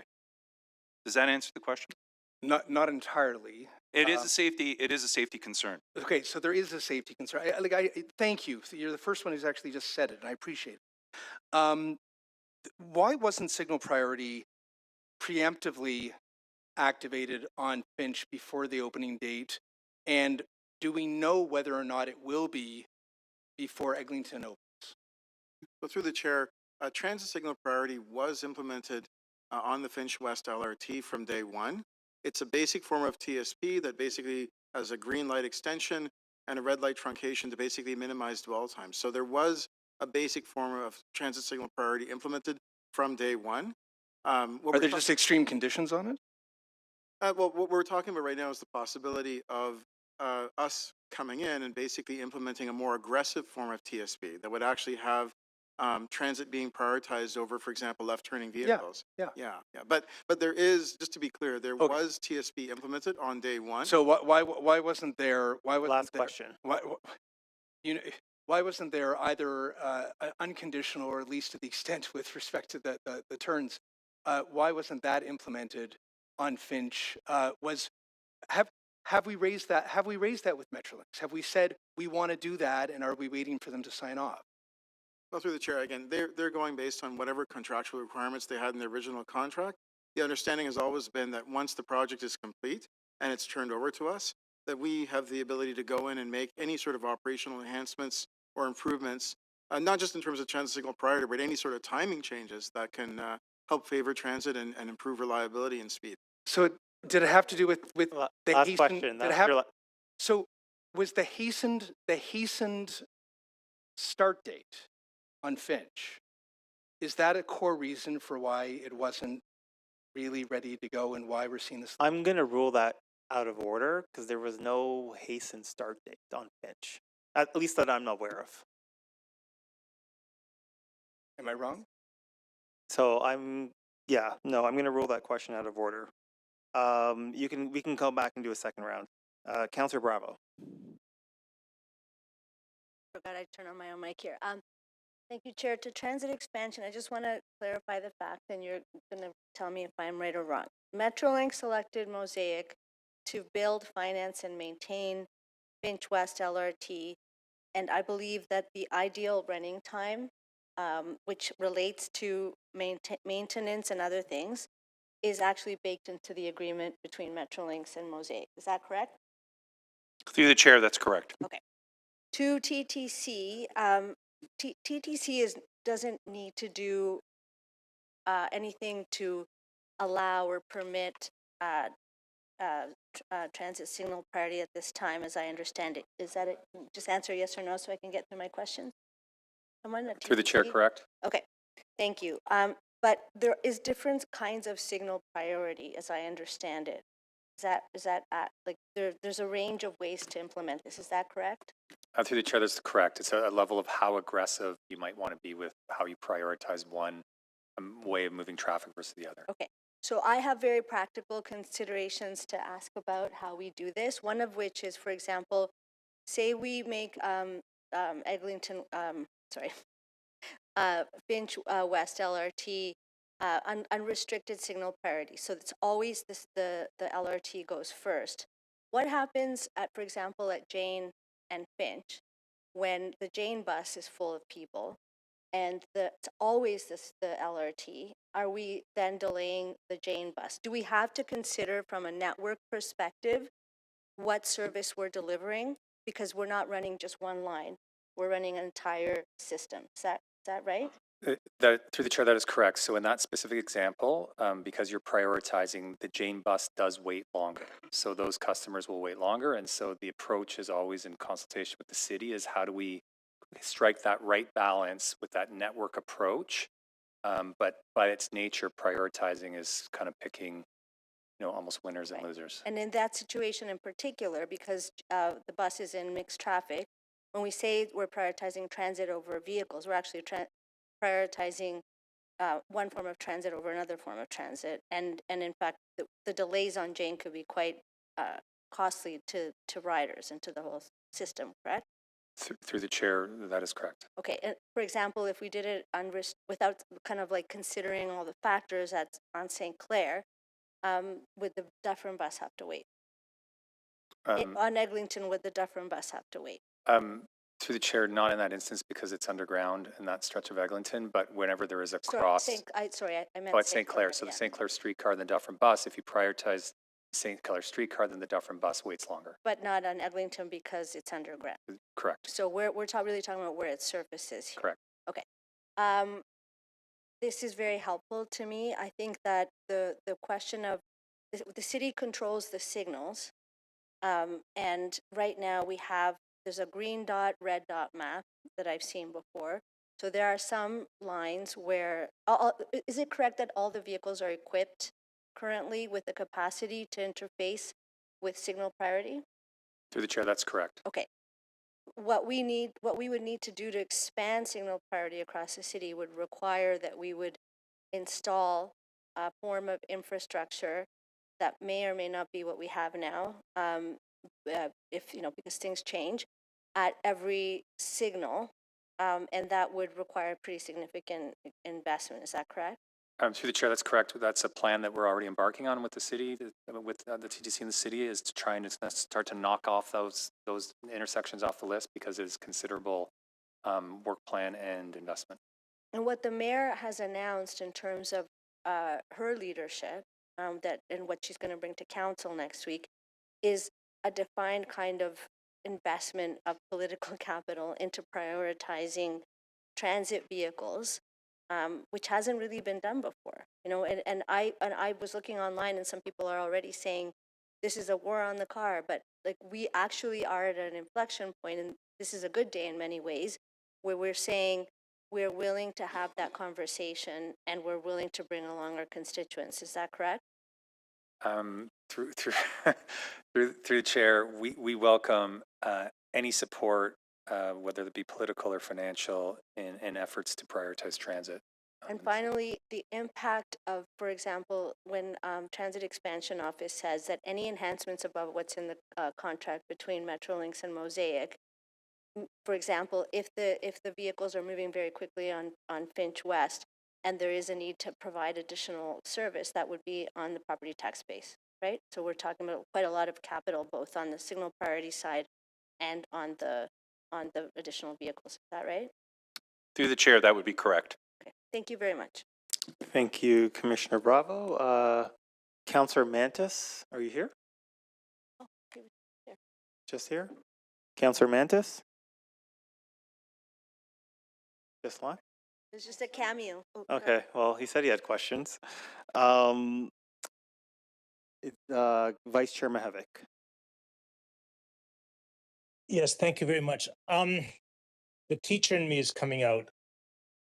I'm wondering if someone could define what transit priority means. I think, and I'll just preface the question by suggesting that I think what people mean, at least in my experience on St. Clair, is that the streetcar should have priority over the left-hand turning vehicle.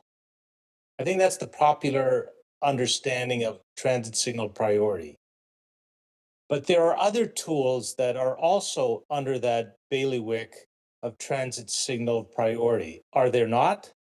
Like, I understand that on St. Clair, for example, that the streetcars have a little gizmo that allows the intersection that they're approaching to stay longer green to allow them to pass through within a certain tolerance. Is that also transit signal prioritization? So let me start there. And it truly is an honest question. Yeah, no, absolutely. Through the chair, an excellent question at that. So it's a little bit of the reverse. So the City of Toronto has always been a strong proponent of transit signal priority, of the latter that you described. So in other words, at over 400 locations within the city since the mid-90s, we've had a policy where if the bus shows up unconditionally at the signal, it will either extend the green light or shorten the red. And either way, getting the buses to clear faster. That's something we've done at over 400 locations within the city, dating back to the early 90s. Within the Line 5 and Line 6 contracts, it was that same policy that was baked into those contracts, and that level of TSP was delivered on day one and is operational right now as we speak. What we're talking about right now is a whole new level of more aggressive TSP that we have not implemented anywhere in the city, which is the concept of having the transit vehicles, whether it's bus, streetcar, being able to move ahead of left-turning vehicles. That is a new operational policy. It's something that we're working on right now. We've been directed by council previously to deliver on that. And again, we are looking very closely at implementing that on both Finch West, the Eglinton Crosstown, and any other LRTs as well, too, in the future. Okay, so here's my next question. And excuse me for being an amateur transit engineer. If time is linear, then transit priority matters in terms of left-turning vehicles. However, if time is cyclical, transit priority, it seems to me, maybe doesn't matter, because really the question is where in the cycle, in the circular time, vision of time, do you place that opportunity to for the streetcar to go through? Can you explain? Am I seeing, like, is there something wrong with my thinking there? No, through the chair. So the ultimate goal with respect to this is reliability and schedule adherence. And that's the critical fundamental to all of us. So if the bus is behind schedule and it approaches at the intersection and the light is already green, we want to make sure that we're extending it to give it a chance to move through. If the bus arrives at the signal, yes, all good. Right. If the bus arrives at the intersection on red, we detect it, we shorten the red, for the other. So in other words, we're shortening the green in the other direction to basically minimize the amount of dwell time for that bus as well too. And again, now we're talking about a whole new dimension of more aggressive TSB by way of allowing them to go before left-turning vehicles and so on and so forth. Right? Well, could I, maybe I'll ask the question another way. If there's a 90-second circle of time for the transit vehicle to get through, and then you also have to account for traffic going in the other direction, you have to account for left-turning vehicles and straight-through vehicles, does it really matter where the TTC, what turn the TTC takes in that cycle? Does it matter? Yeah, through the chair, I would say yes, it does, and it does have an impact as well too. You know, if it comes late in the cycle and there's the opportunity to extend the green for it to clear. By the way, the But there's detection no such system thing is, as late in a circular cycle. well, sorry, there's one aspect of the technology that maybe I wasn't clear on. It not only detects when the bus arrives, it also detects when the bus leaves. So for example, if the bus arrives early on the green and is able to make it through, we're not extending the green because the bus is effectively cleared. It's only in those cases where the bus is late to the green, it's very clear from our calculations, our design, that it's not going to clear, that we then extend the green. Last question. Okay, no, I'm good. I'm good. Any other I need a questions? workshop on it. Speaker questions? Okay, we'll finish the first round. Commissioner Kim, do you have questions? No. Don't see any from, okay, I have some questions. So I guess my first question is, we're having this conversation about transit signal priority and more aggressive transit signal priority. Did we anticipate, either the city or the TTC, that the vehicles would not meet their expected end-to-end travel times due to factors such as the lack of aggressive transit signal priority? Did we know up beforehand? Through yourself, the original contract contemplated a certain runtime for the vehicles. What was that? I believe that was the 30 plus minutes that was previously kind of mentioned. Okay. What happened was during the development of the design and into construction and then into the discussions that we were having amongst the city, TTC, and Metrolinx. Metrolinx. There was a discussion that it wouldn't be possible to meet that shorter time frame. And there was a revised service level Sorry, that just to stop you. incorporated that. Why wasn't it possible? What were the reasons given? Because the original estimate of what the runtime would be for Line 5 and Line 6, for that matter, was lower than what was actually possible to do. So then where did I'm looking at 33 to 34 minutes from Finch West. Where did that number come from? If it was not possible.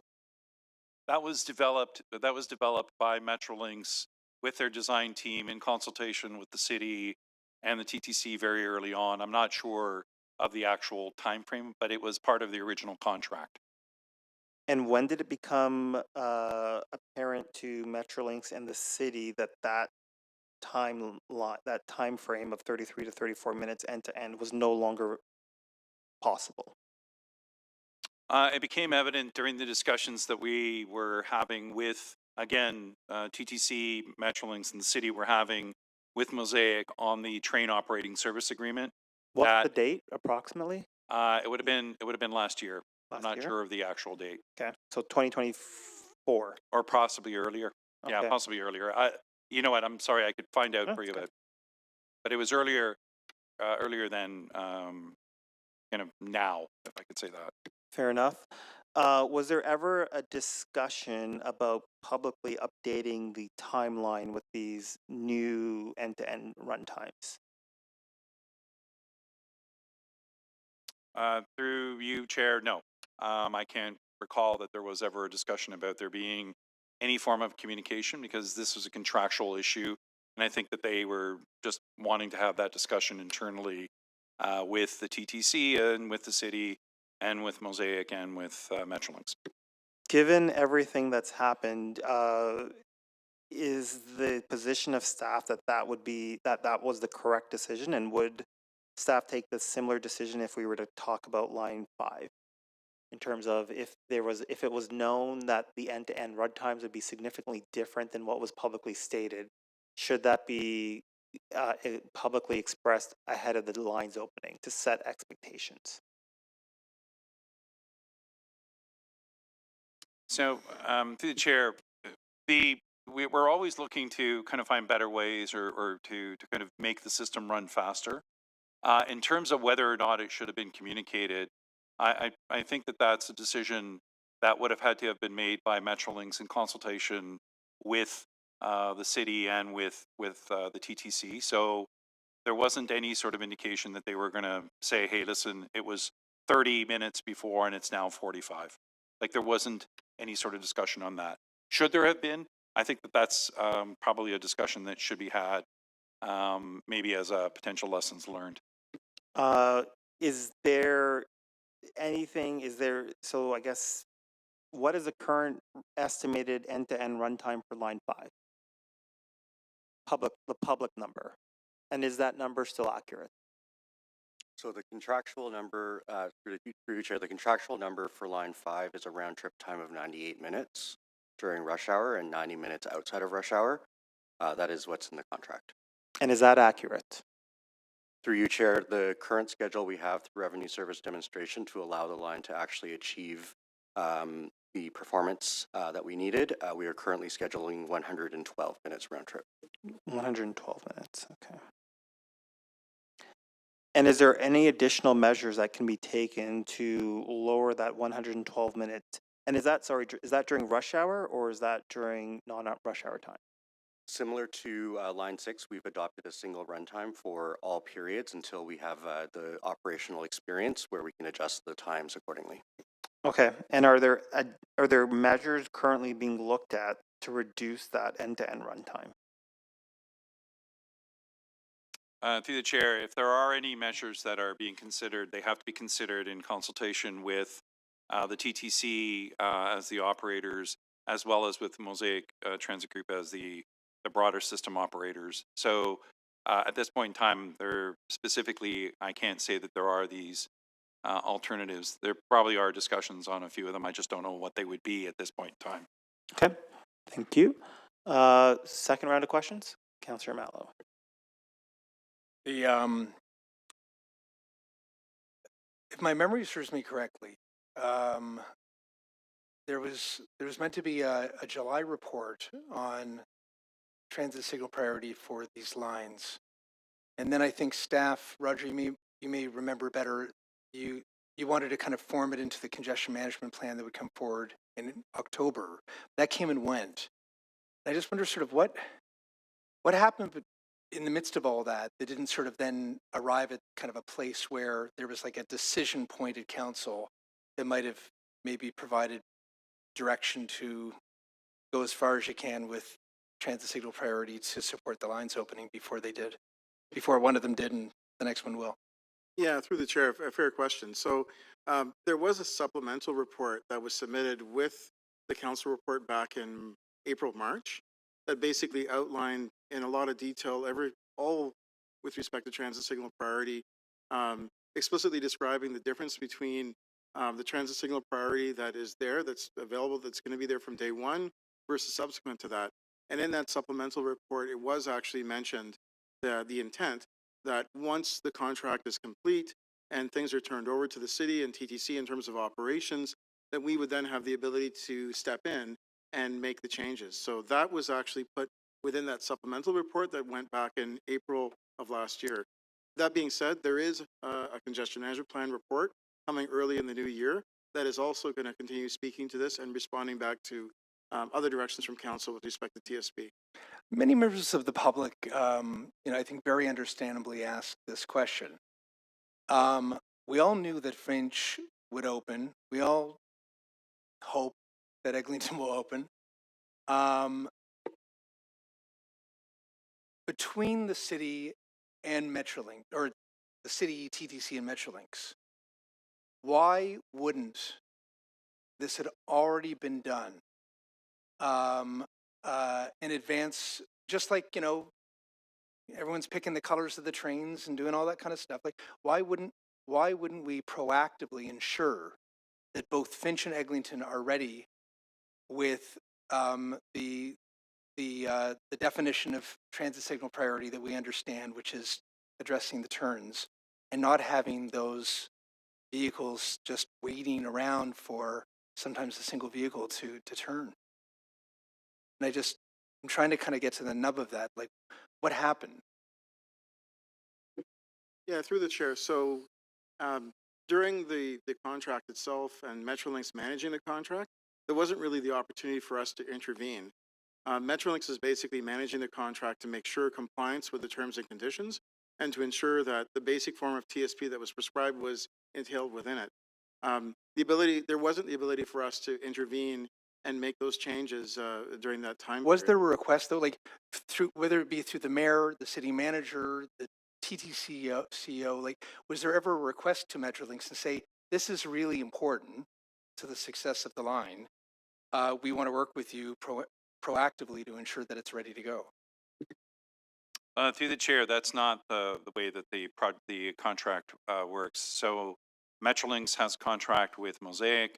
As Roger said, they were abiding by the terms that were set, and there was no request made to alter that contract during the course of it. And if it did, the potential was that it could cause even further delay, because then you'd have to kind of go through all the various kind of redesign and reviews to make it function properly. My last question, I assure you, I don't fully, like, I understand what you're saying about the contract to the best of my ability, but in the midst of it all, there are discussions going back and forth. And does anyone here have an understanding of just, because again, it's an intuitive question, right? Like, I think a lot of people are asking this, like, you know, with all these, like, all these people here at the TTC and the city between us, somebody asked me earlier, like, didn't somebody just pick up the phone and call the CEO of Metrolinx and say, hey, and I know that's, you know, it may be too simplistic, but like, didn't somebody just think of calling them and saying, can we get our act together on transit signal priority before the lines open, so that we wouldn't be dealing with what we're dealing with now, which is what should have been a big celebratory day. It turned into a disappointment for a lot of people.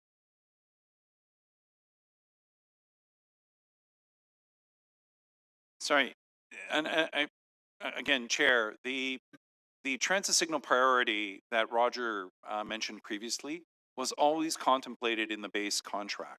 So that was always there. The idea that this more aggressive form that Roger is proposing now, or that Transportation Services is proposing now, this is a new change. We wouldn't have contemplated it then. I'm not sure that Transportation Services contemplated it at that point in time, but they have now, and now that's kind of what they're considering as potentially one of those amendments that could occur in the future. So there's a misunderstanding about the definition of, well, I said that Last question. Yeah. So for those of us who are asking for transit signal priority, and obviously meaning priority for transit, right? Like, that is not the form of transit signal priority that was envisaged in the contract. Like, what does it mean in the contract? Because it doesn't, to the average viewer, like, it doesn't seem like transit actually has any more priority than the cars that were turning. So what does it actually mean?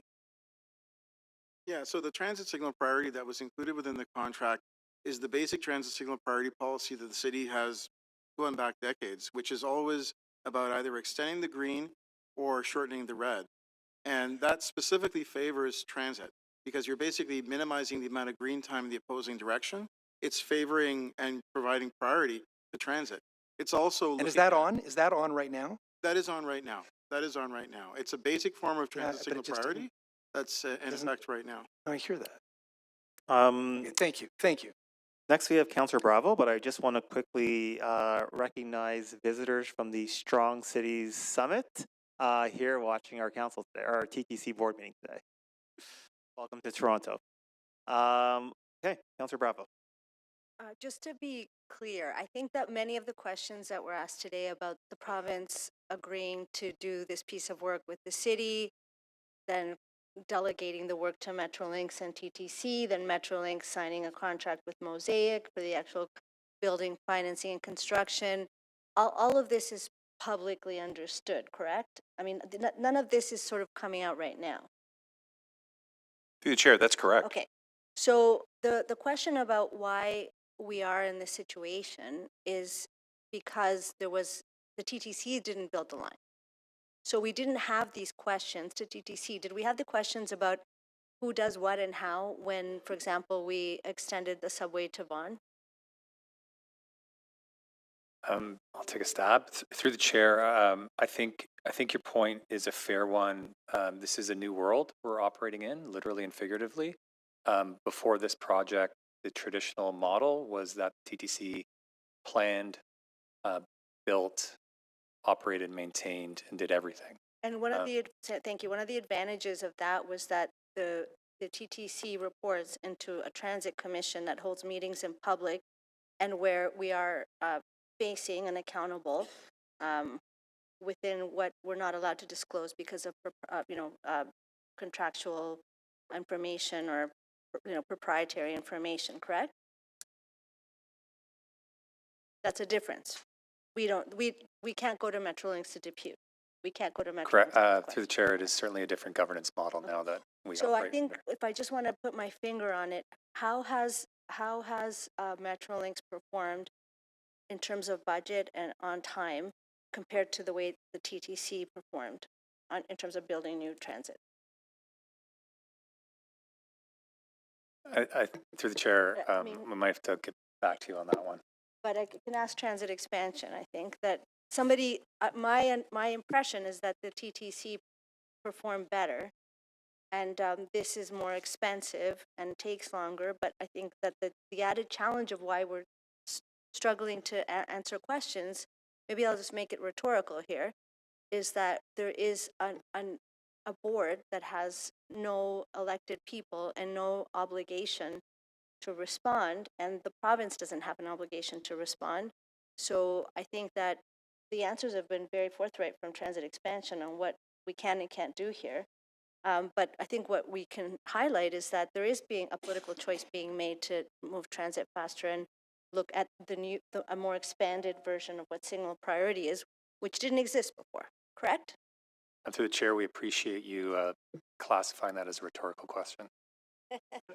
But is there to go to transit expansion in terms of, we can go back and say, what was the contract and explore that, but the reality is that this day, this time, we're making different choices because we have different leadership, and and the mayor's bringing to council something that we want councillors to endorse. Through the chair, I think that's correct. Thank you. Thank you, Councillor Bravo. Anyone else for a second round of questions? Commissioner Osborne. This is probably for Lawrence. What is the current end-to-end runtime of the bus, or was the current end-to-end runtime of the bus? Through the chair, the time varied throughout the day, and it ranged from between 32 minutes in the very dead hours to over 53 minutes during the busiest times.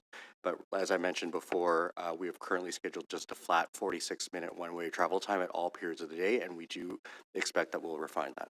So the number that you gave at 98 is actually exactly the same as the bus.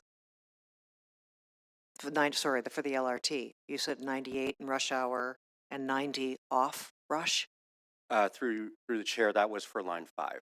Not for Oh, for line 5. Okay. What is it for Finch? Sorry. The current round trip travel time on Finch is 92 minutes of driving time, and then we have 6 minutes of recovery time at the end for 98 total.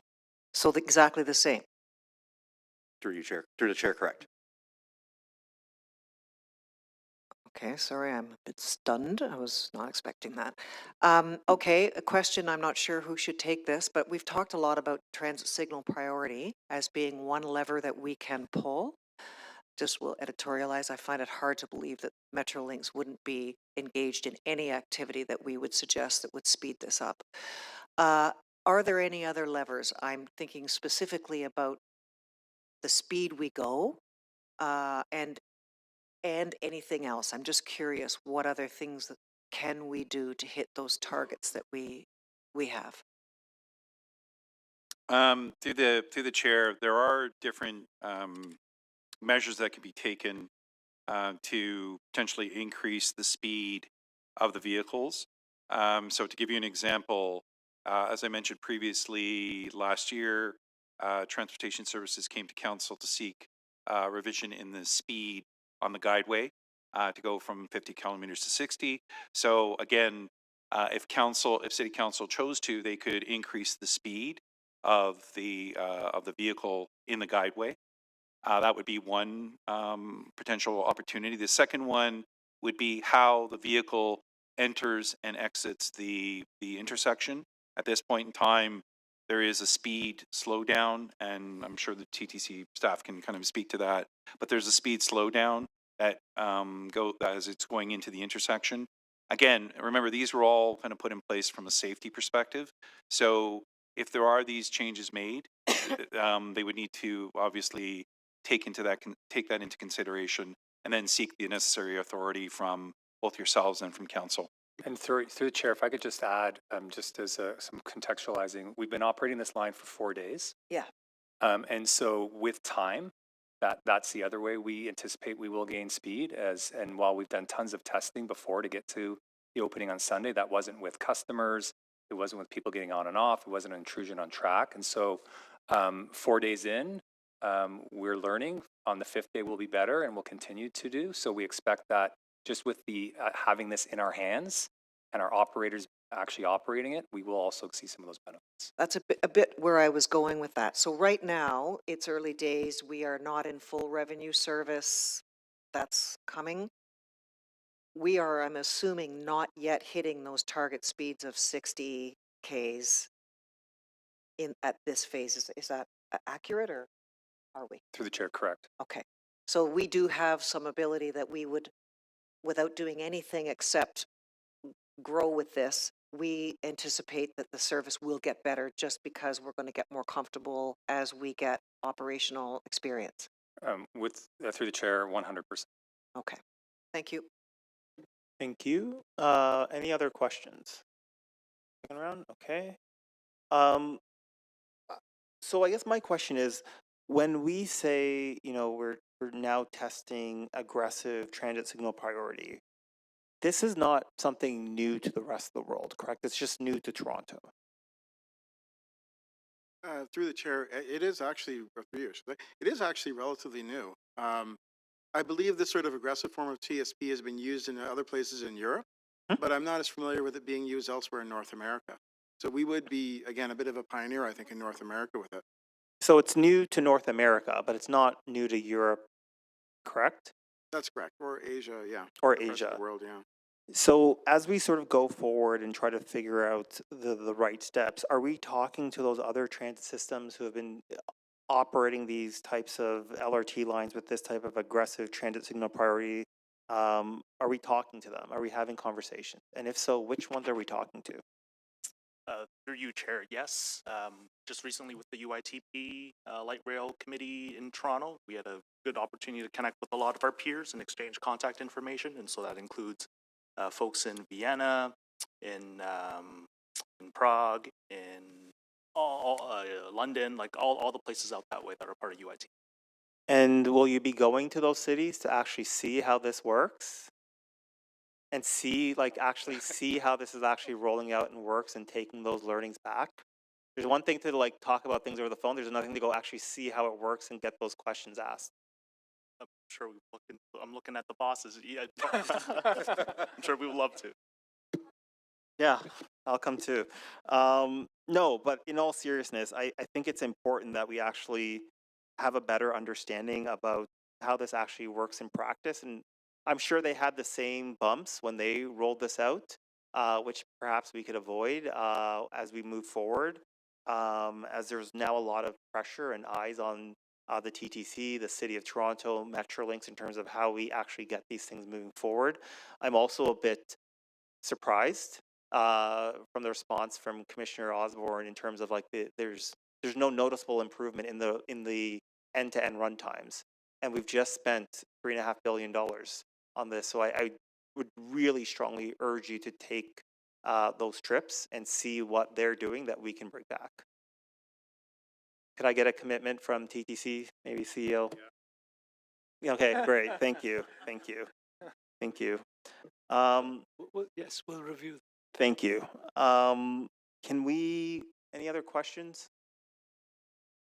No? Okay, speakers? No? Yeah.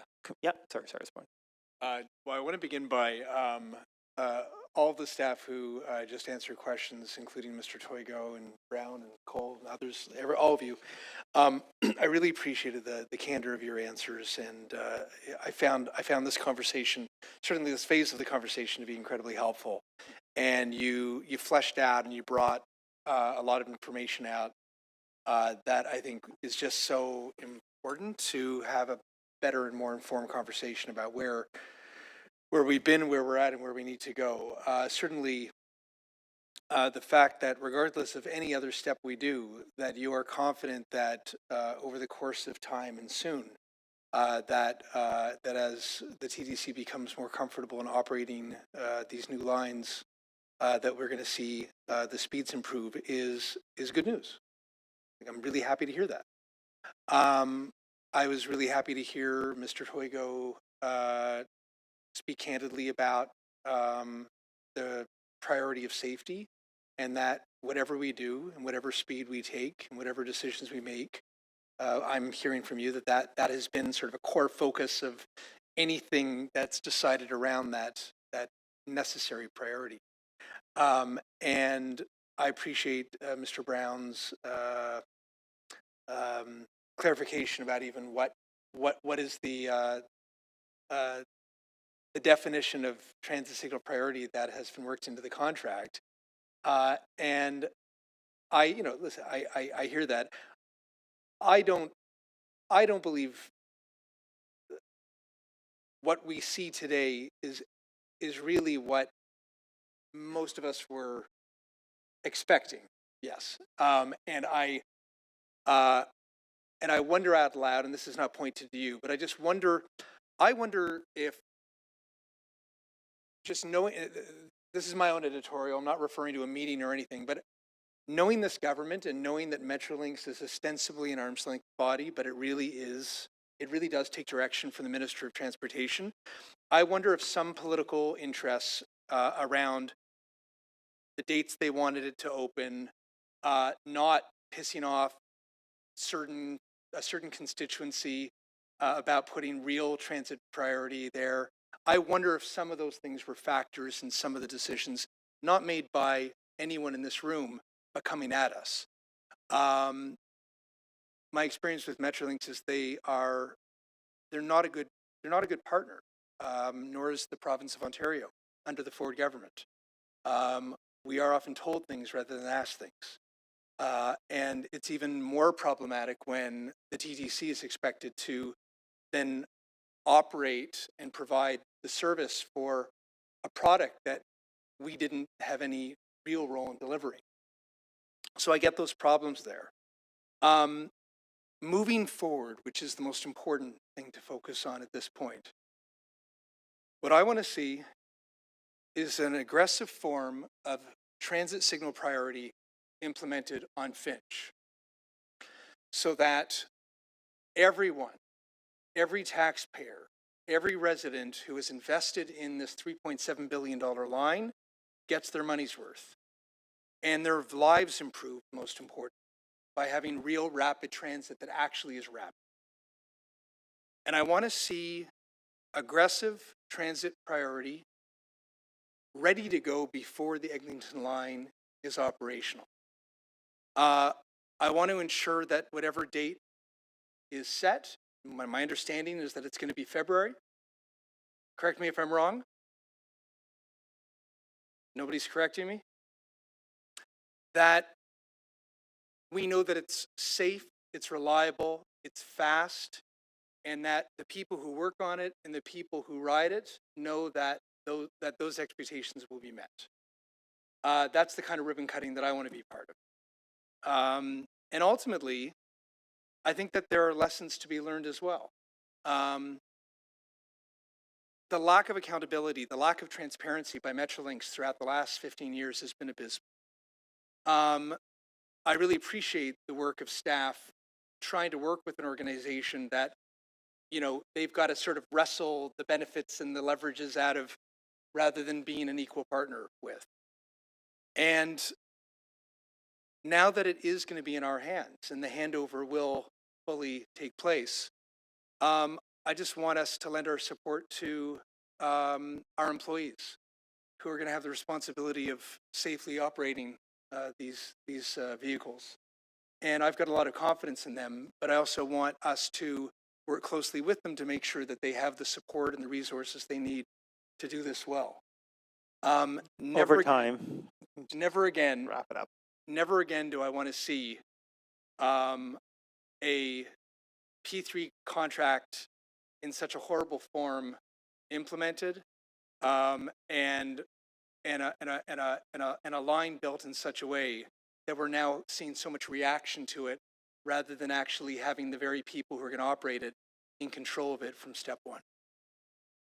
Thank you. Commissioner Osborne, then Commissioner Bravo, then Commissioner Sachs. Commissioner Osborne, you have a motion? Yes. Chris Ann, can you put that up? So my interest in this was what we were talking about. This is item 2 of the motion, was the measurement, just that we can get some eyes on progress that we're making as we proceed with launching the service, getting comfortable with ground speeds, and working on signal priority measures and so on, that we start to measure it. The second one speaks a little bit to expanding this to other forms of just speeding up our service of rail that's on the surface. So, yeah, really my part was more number 2. But anyway, happy to take any questions if anyone has any. Clarifications of the motion? No? Okay, great. Next we have Commissioner Bravo.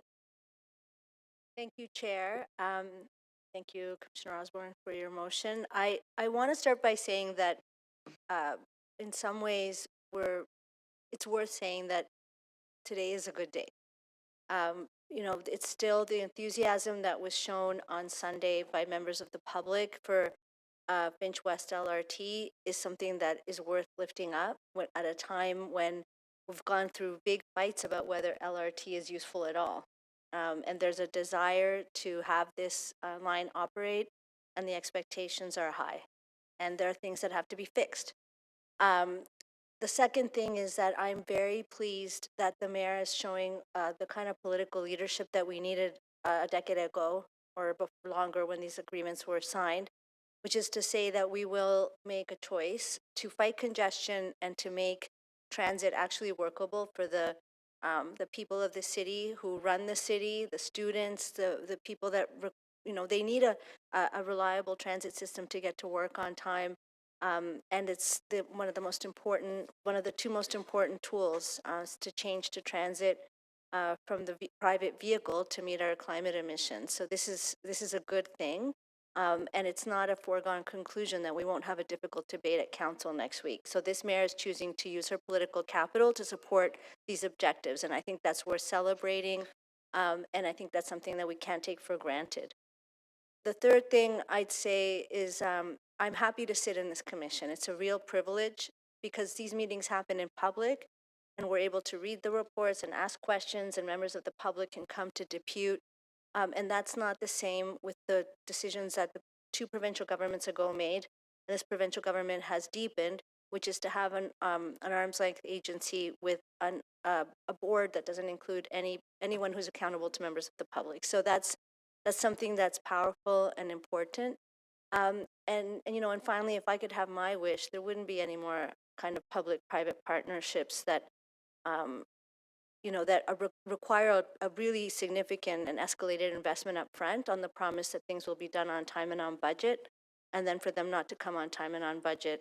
And there were many people, including on this council, many politicians who said, oh, just do it, the TTC isn't the right entity to build transit. But I think that I didn't get a direct answer, but I know that the TTC outperformed Metrolinx on building transit, and that happened in a way that we could ask about cost escalation. We could find information, and that's not possible anymore. So if I were to make any wish, it would be to go back in time, or at the very least to have a reckoning and an awareness that that was the better way to build transit in the city of Toronto.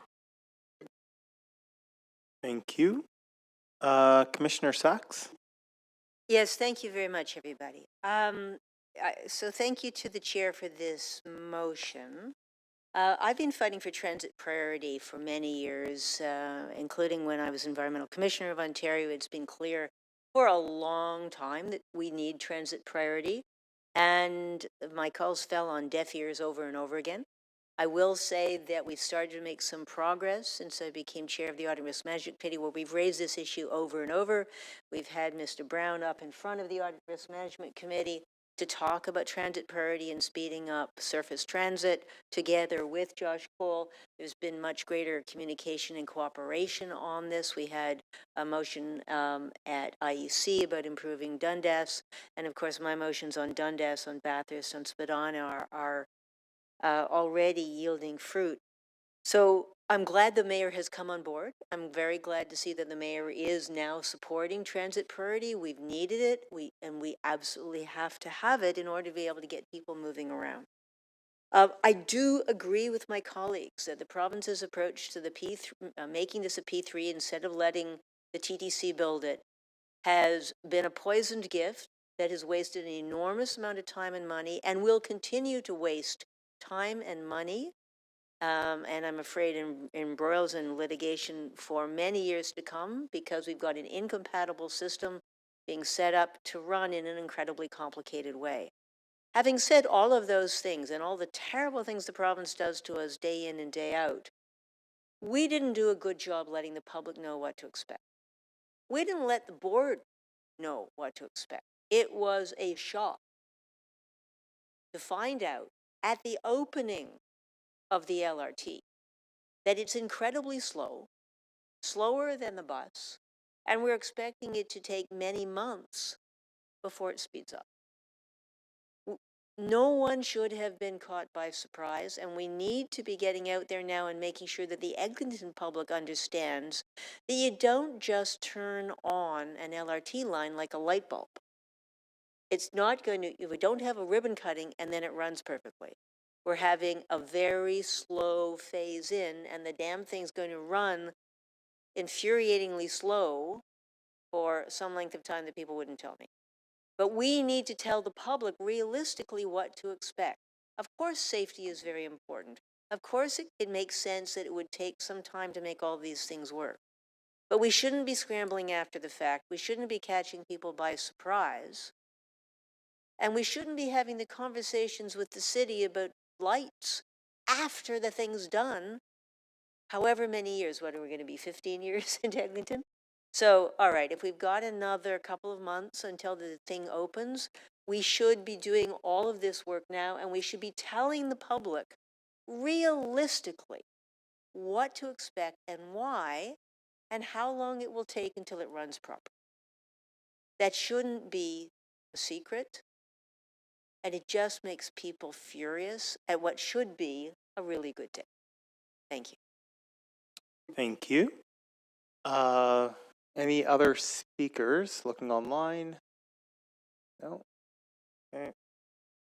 I'll just say briefly, you know, I'm also sharing that celebration / frustration feeling a lot of us are feeling right now.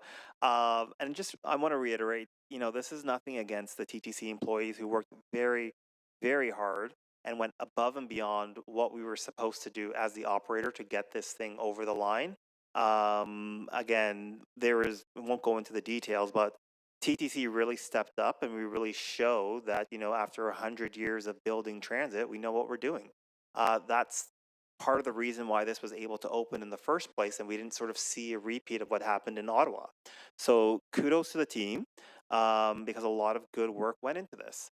But I'll also, sort of say, just to sort of echo what the Councillor Sachs and Councillor Bravo and Councillor Matlow said, this model that's sort of been delivered to build transit is probably not the right model, or at least in its current iteration. And I think we need to be willing to have that honest conversation with Metrolinx about how do we go forward so that we're not repeating the same mistakes.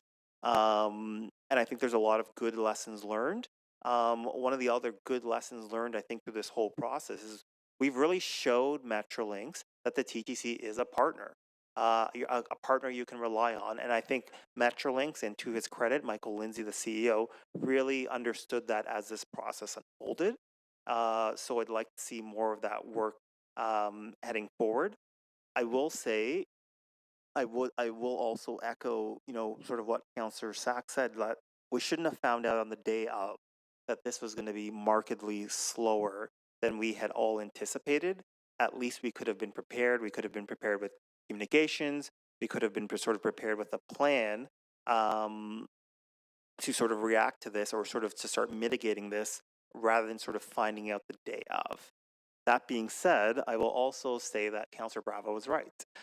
This is a good moment in Toronto because we finally have political will to fix these things. We've been talking about these things for decades, not just the LRTs, but especially the streetcars.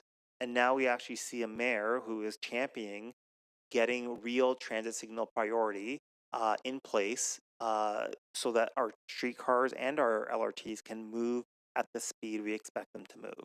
So it's a mixed bag, but I would say this is definitely more good than bad. We will get this right. It's just going to take time. And hopefully a lot of the learnings that we're taking here on line 6 will be applied to line 5 so that we can avoid something similar from happening. And that's it. And with that, so the first thing I will call is a motion on Commissioner Osborne's amendment. All those in favor? Opposed? And I'm going to ask for a recorded vote on the item as amended, because I think it's important.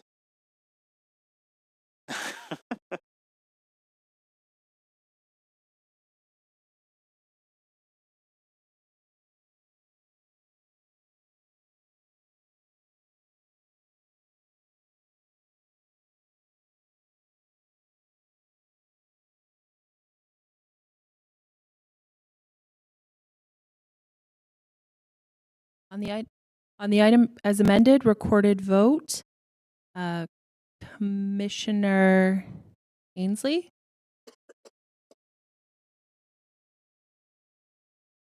Commissioner Ainsley, sorry, your vote. In favor. Commissioner Bravo? In favor. Commissioner Jagdeo? In favor. Commissioner Kim? In favor. Commissioner Malik? Commissioner Malik? Commissioner Matlow? Commissioner Mahevik? Yes. Chair Myers? In favor. Commissioner Osborne? In favor. Commissioner Sachs? The item as amended carries unanimously. Great. Okay.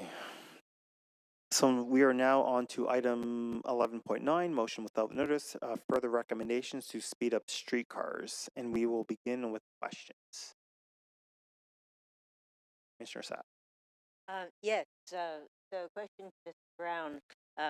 My motion to council directed you to get on with speeding up the Spadina streetcar.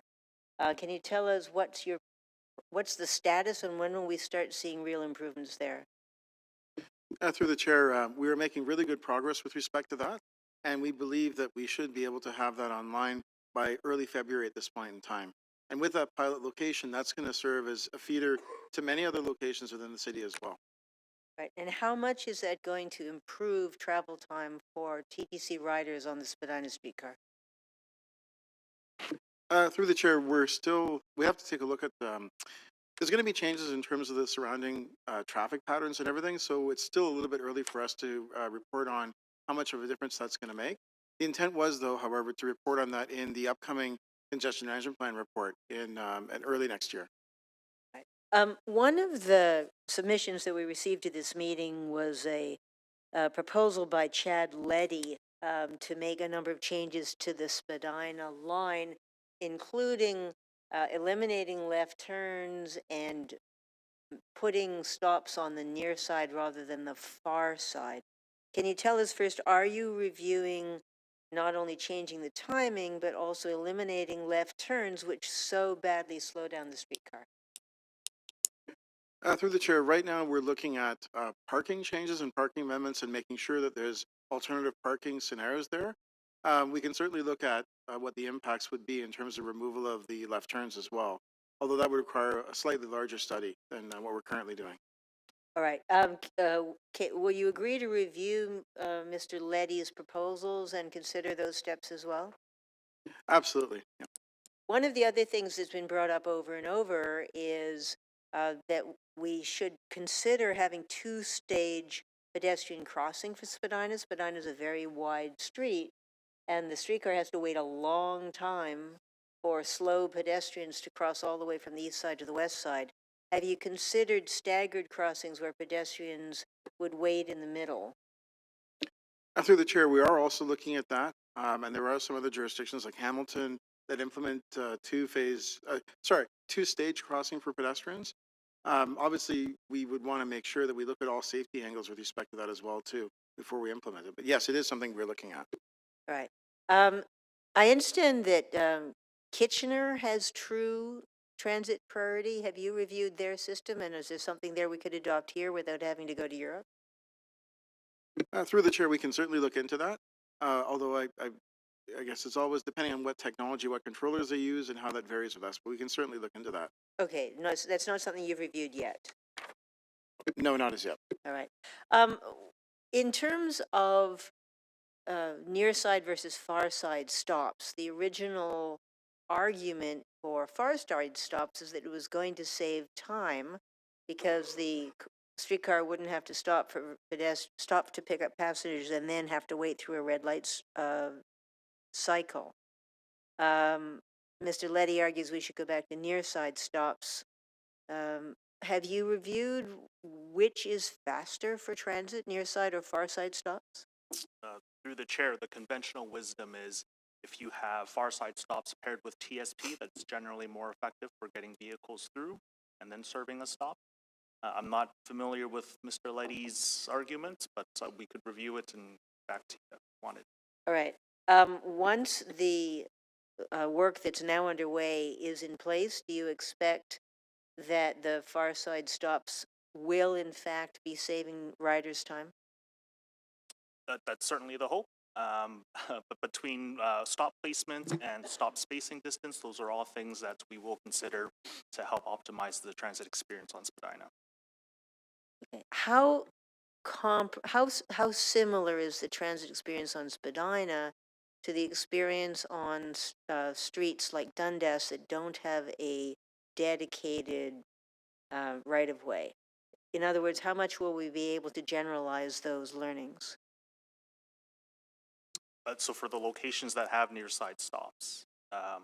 So I wasn't just asking about near side stops. I'm asking more generally.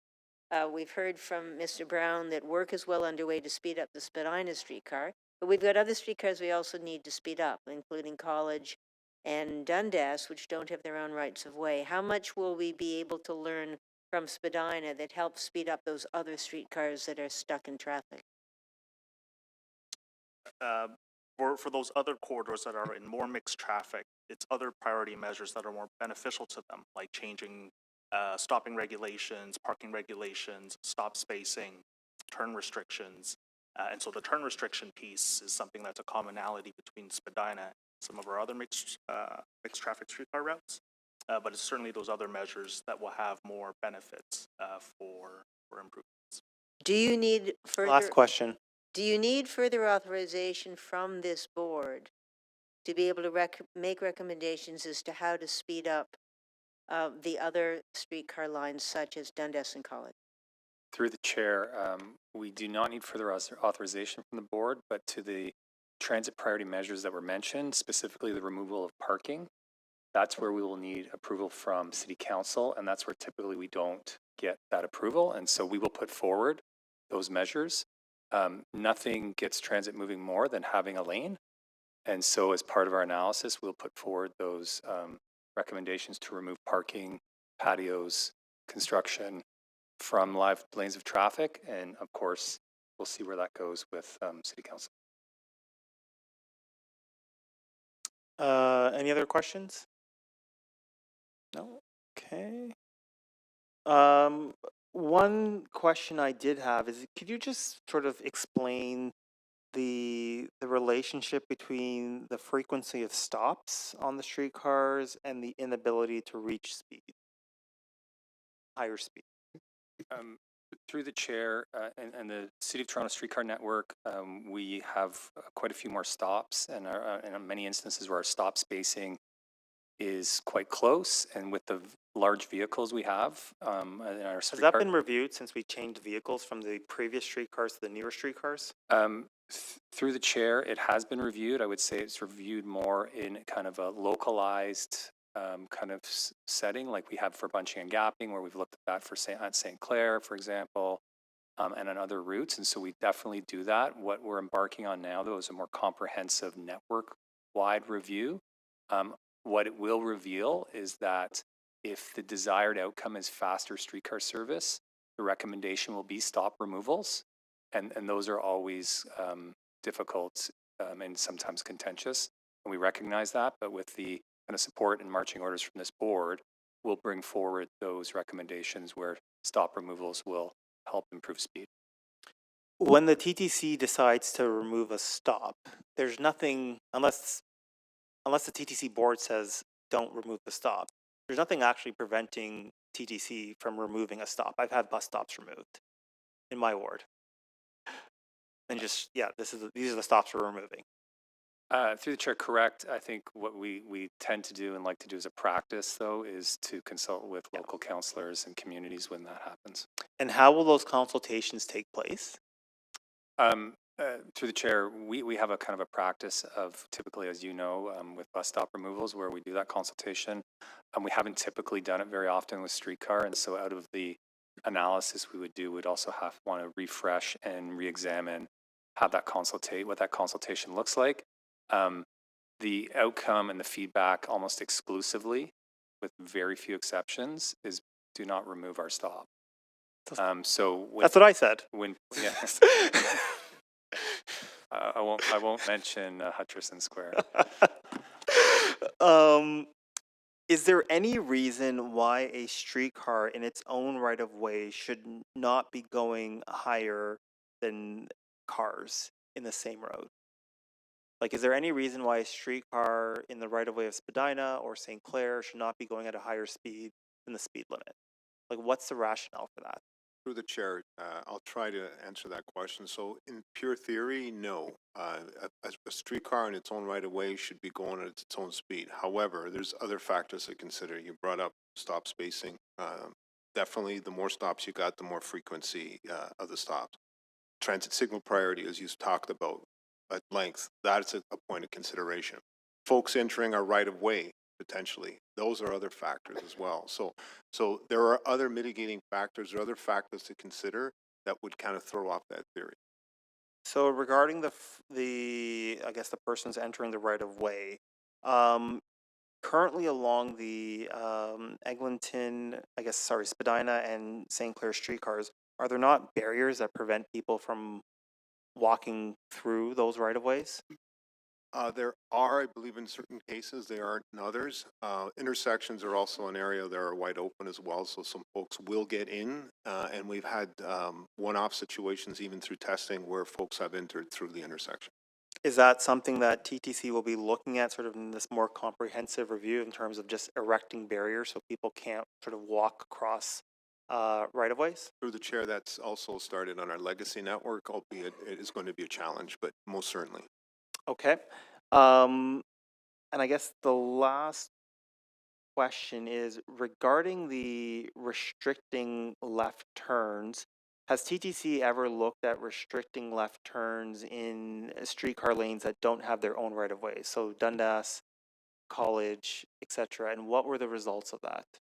Through the chair, we have done that quite a bit and have brought those recommendations forward, not always with success, but there's certainly instances specifically on Dundas and College and in other routes in mixed traffic where our recommendation based on the desire to increase performance and speed of those streetcars was to restrict or eliminate left turns.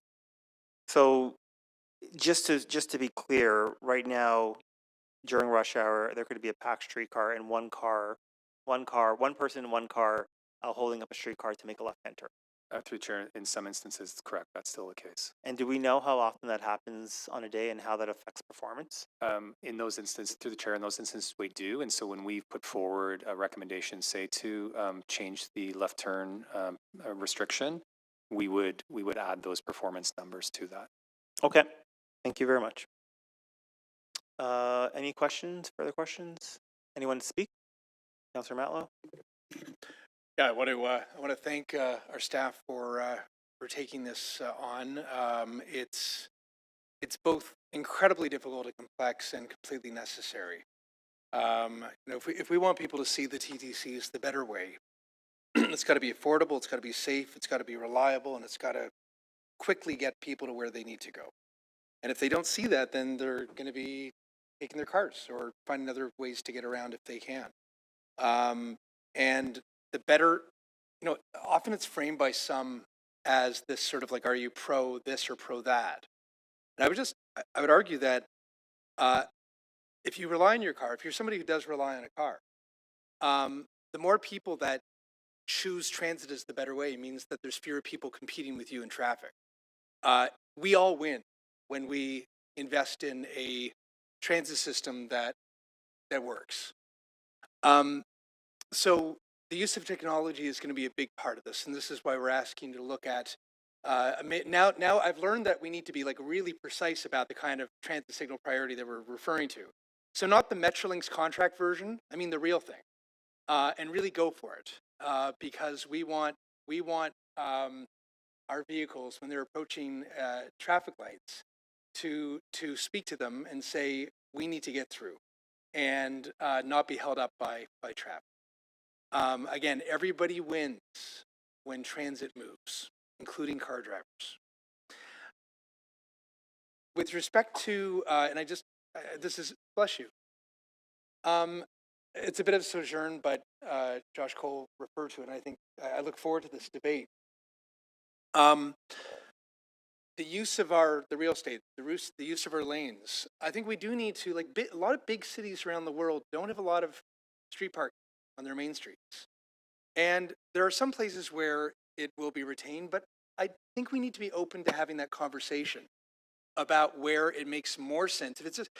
If you can't have everything, where it just legitimately is the priority to get transit moving. And then work with, whether it be neighboring streets, additional green peas, whatever we need to do to accommodate parking where necessary, but also open up that lane to make it work, including construction hoarding that often takes up those lanes for 2 to 3 years at a time. But I also think communications are going to be critically important with respect to removing stops. I know Councillor Bravo and I are having conversations with staff about St. Clair. When it's necessary to remove a stop to ensure that the line is faster for everyone, whoever's going to be responsible for the communications, and I've said this directly to the staff on the local projects, if you simply just shut down a stop and say it's closed, people will experience a loss. They'll go, why is this stop that was nearby my home now closed? You took something from me. If there's a clear communication, educating people about actually, it might take you a little longer to walk to the next stop, but your ride will actually be better and faster. This is a net benefit to you and everybody else along the entire stretch of the line. More reasonable people, not everyone, but more reasonable people will understand that strategy and hopefully support it. I'll give you one example. There was years ago, we were doing a playground redesign in the community where I live. And it was like we invested significant money into this remarkable music garden and playground, and it should be something to celebrate. But of course, we had to shut it down for a little while to reconstruct it. And then, boy, did I get it. All these parents and others were like, why have you destroyed our playground? Why have you shut down our playground? Because the city simply just said, work's being done, too bad kind of thing. So my office literally replaced, I don't know if we were allowed to do this, but we weren't. But we replaced the official sign with one that we wrote, which literally was, we are building an awesome playground. We used like plain language. We showed pictures. We described what we were getting. We empathized with the inconvenience. And we asked people to be patient because this is going to be incredible. And it did address, I think, a lot of people's concern and curiosity about why it was just shut down in the first place. So my plea to you, staff, is when we make decisions like this, when we know, for example, Finch is going to be slower than expected, Councillor Sachs raised the point around communications, along with Chair Myers. Let's not forget who we serve. It's the people. And we can't forget to communicate with them proactively and talk with them in real language and empathetically and understand what they might be concerned about, because it's the right thing to do, and it also saves a lot of grief for this organization to then have to react after the fact. And then I know this is uncomfortable for some, but I've just got to say it. Whenever we look like we're being private or we're not being accountable or transparent, it's not a good thing. So whatever difficult decisions we're making or difficult conversations we're having, it's always better to lean into being transparent and accountable and communicate well. And that way, whenever you make a decision, whether it be difficult or easy, it's people at least trust you and believe that you're trying to do the right thing. Thank you. Thank you. Commissioner Bravo, Osborne, sorry. You have a motion? Is it the same one I already? Yes. Oh, it's the same motion? The same motion on a Okay. different item. Oh, on the different item. Okay. Have a look at my motion. Any questions? No? Okay. I have a question. So do you mean like removal of on-street parking, not just removal of on-street parking during peak hours? I think all of these items should be looked at, whether that be on a permanent basis, on a trial basis, anything we can do to get some data to see how this works, I think should be a tool in the kit.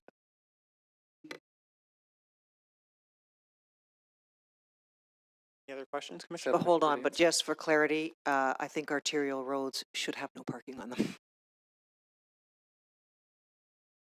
Not sure.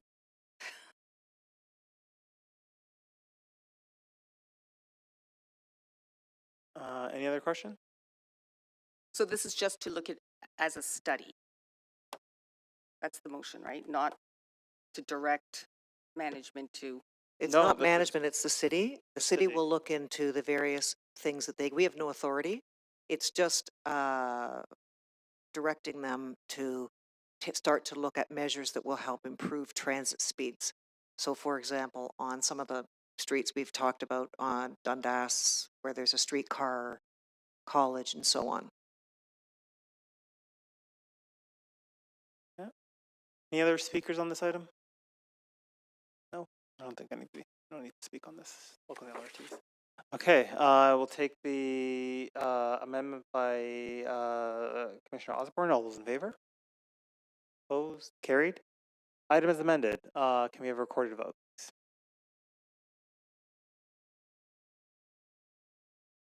On the item as amended, Commissioner Ainsley, your vote, please. In favor? Commissioner Bravo, Favor. Commissioner Jagdeo, In favor. Commissioner Kim, I'm not in favor. Commissioner Malik, In favor? Commissioner Matlow, Commissioner Mihevik, Sorry, yes. Chair Myers, In favor? Commissioner Osborne, In favor? Commissioner Sachs. In favor. The item carries. The vote is 9 in favor, 1 opposed. Great, thank you. And now we're going in camera.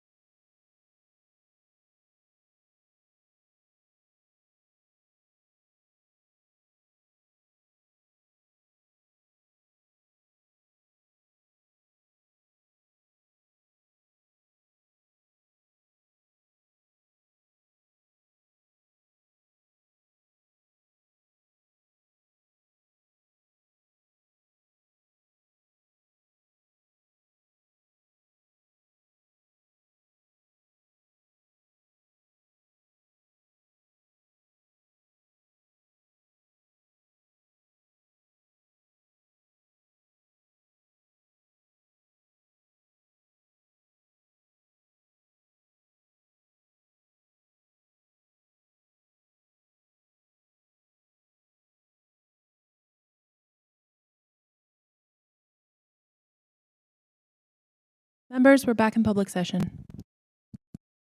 Thank you. So we are now on item 1, CEO's report, which was just considered in camera. Seeing no further questions, can I please have a motion to receive the CEO's report? Thank you, Commissioner Bravo. All those in favor? Carried. Next, we have item 11.4, procurement delegation of authorization to the CEO in-tunnel motion advertising concession, which was just considered in camera. Vice Chair Mahavik, you have a question? Yes, I have an additional motion that's very short. And basically the purpose of the motion, I understand that there are some opportunities that staff are exploring, that the current contractor for the existing advertising opportunities are exploring. This is simply to encourage them on. This motion has staff support and also has been canvassed with the chair. Yes. Does anybody have any questions of the mover? No? Okay, I will take the items together. All those in favor? Carried. And next we are on item 11.5, financial and major projects update for the period ended September 27, 2025. Can I have a motion to adopt the recommendations? Thank you, Commissioner Bravo. All those in favor? Carried. Next, we are on item 11.6, collective bargaining and labor update. Can I have a motion to adopt the recommendation? I'll move. All those in favor? Carried. That concludes the business of this meeting. Can I please have a motion to adjourn? Thank you, Vice Chair Mahavik. All those in favor? Carried. We are adjourned. Thank you. Have a great holidays, everyone. Happy holiday, everyone.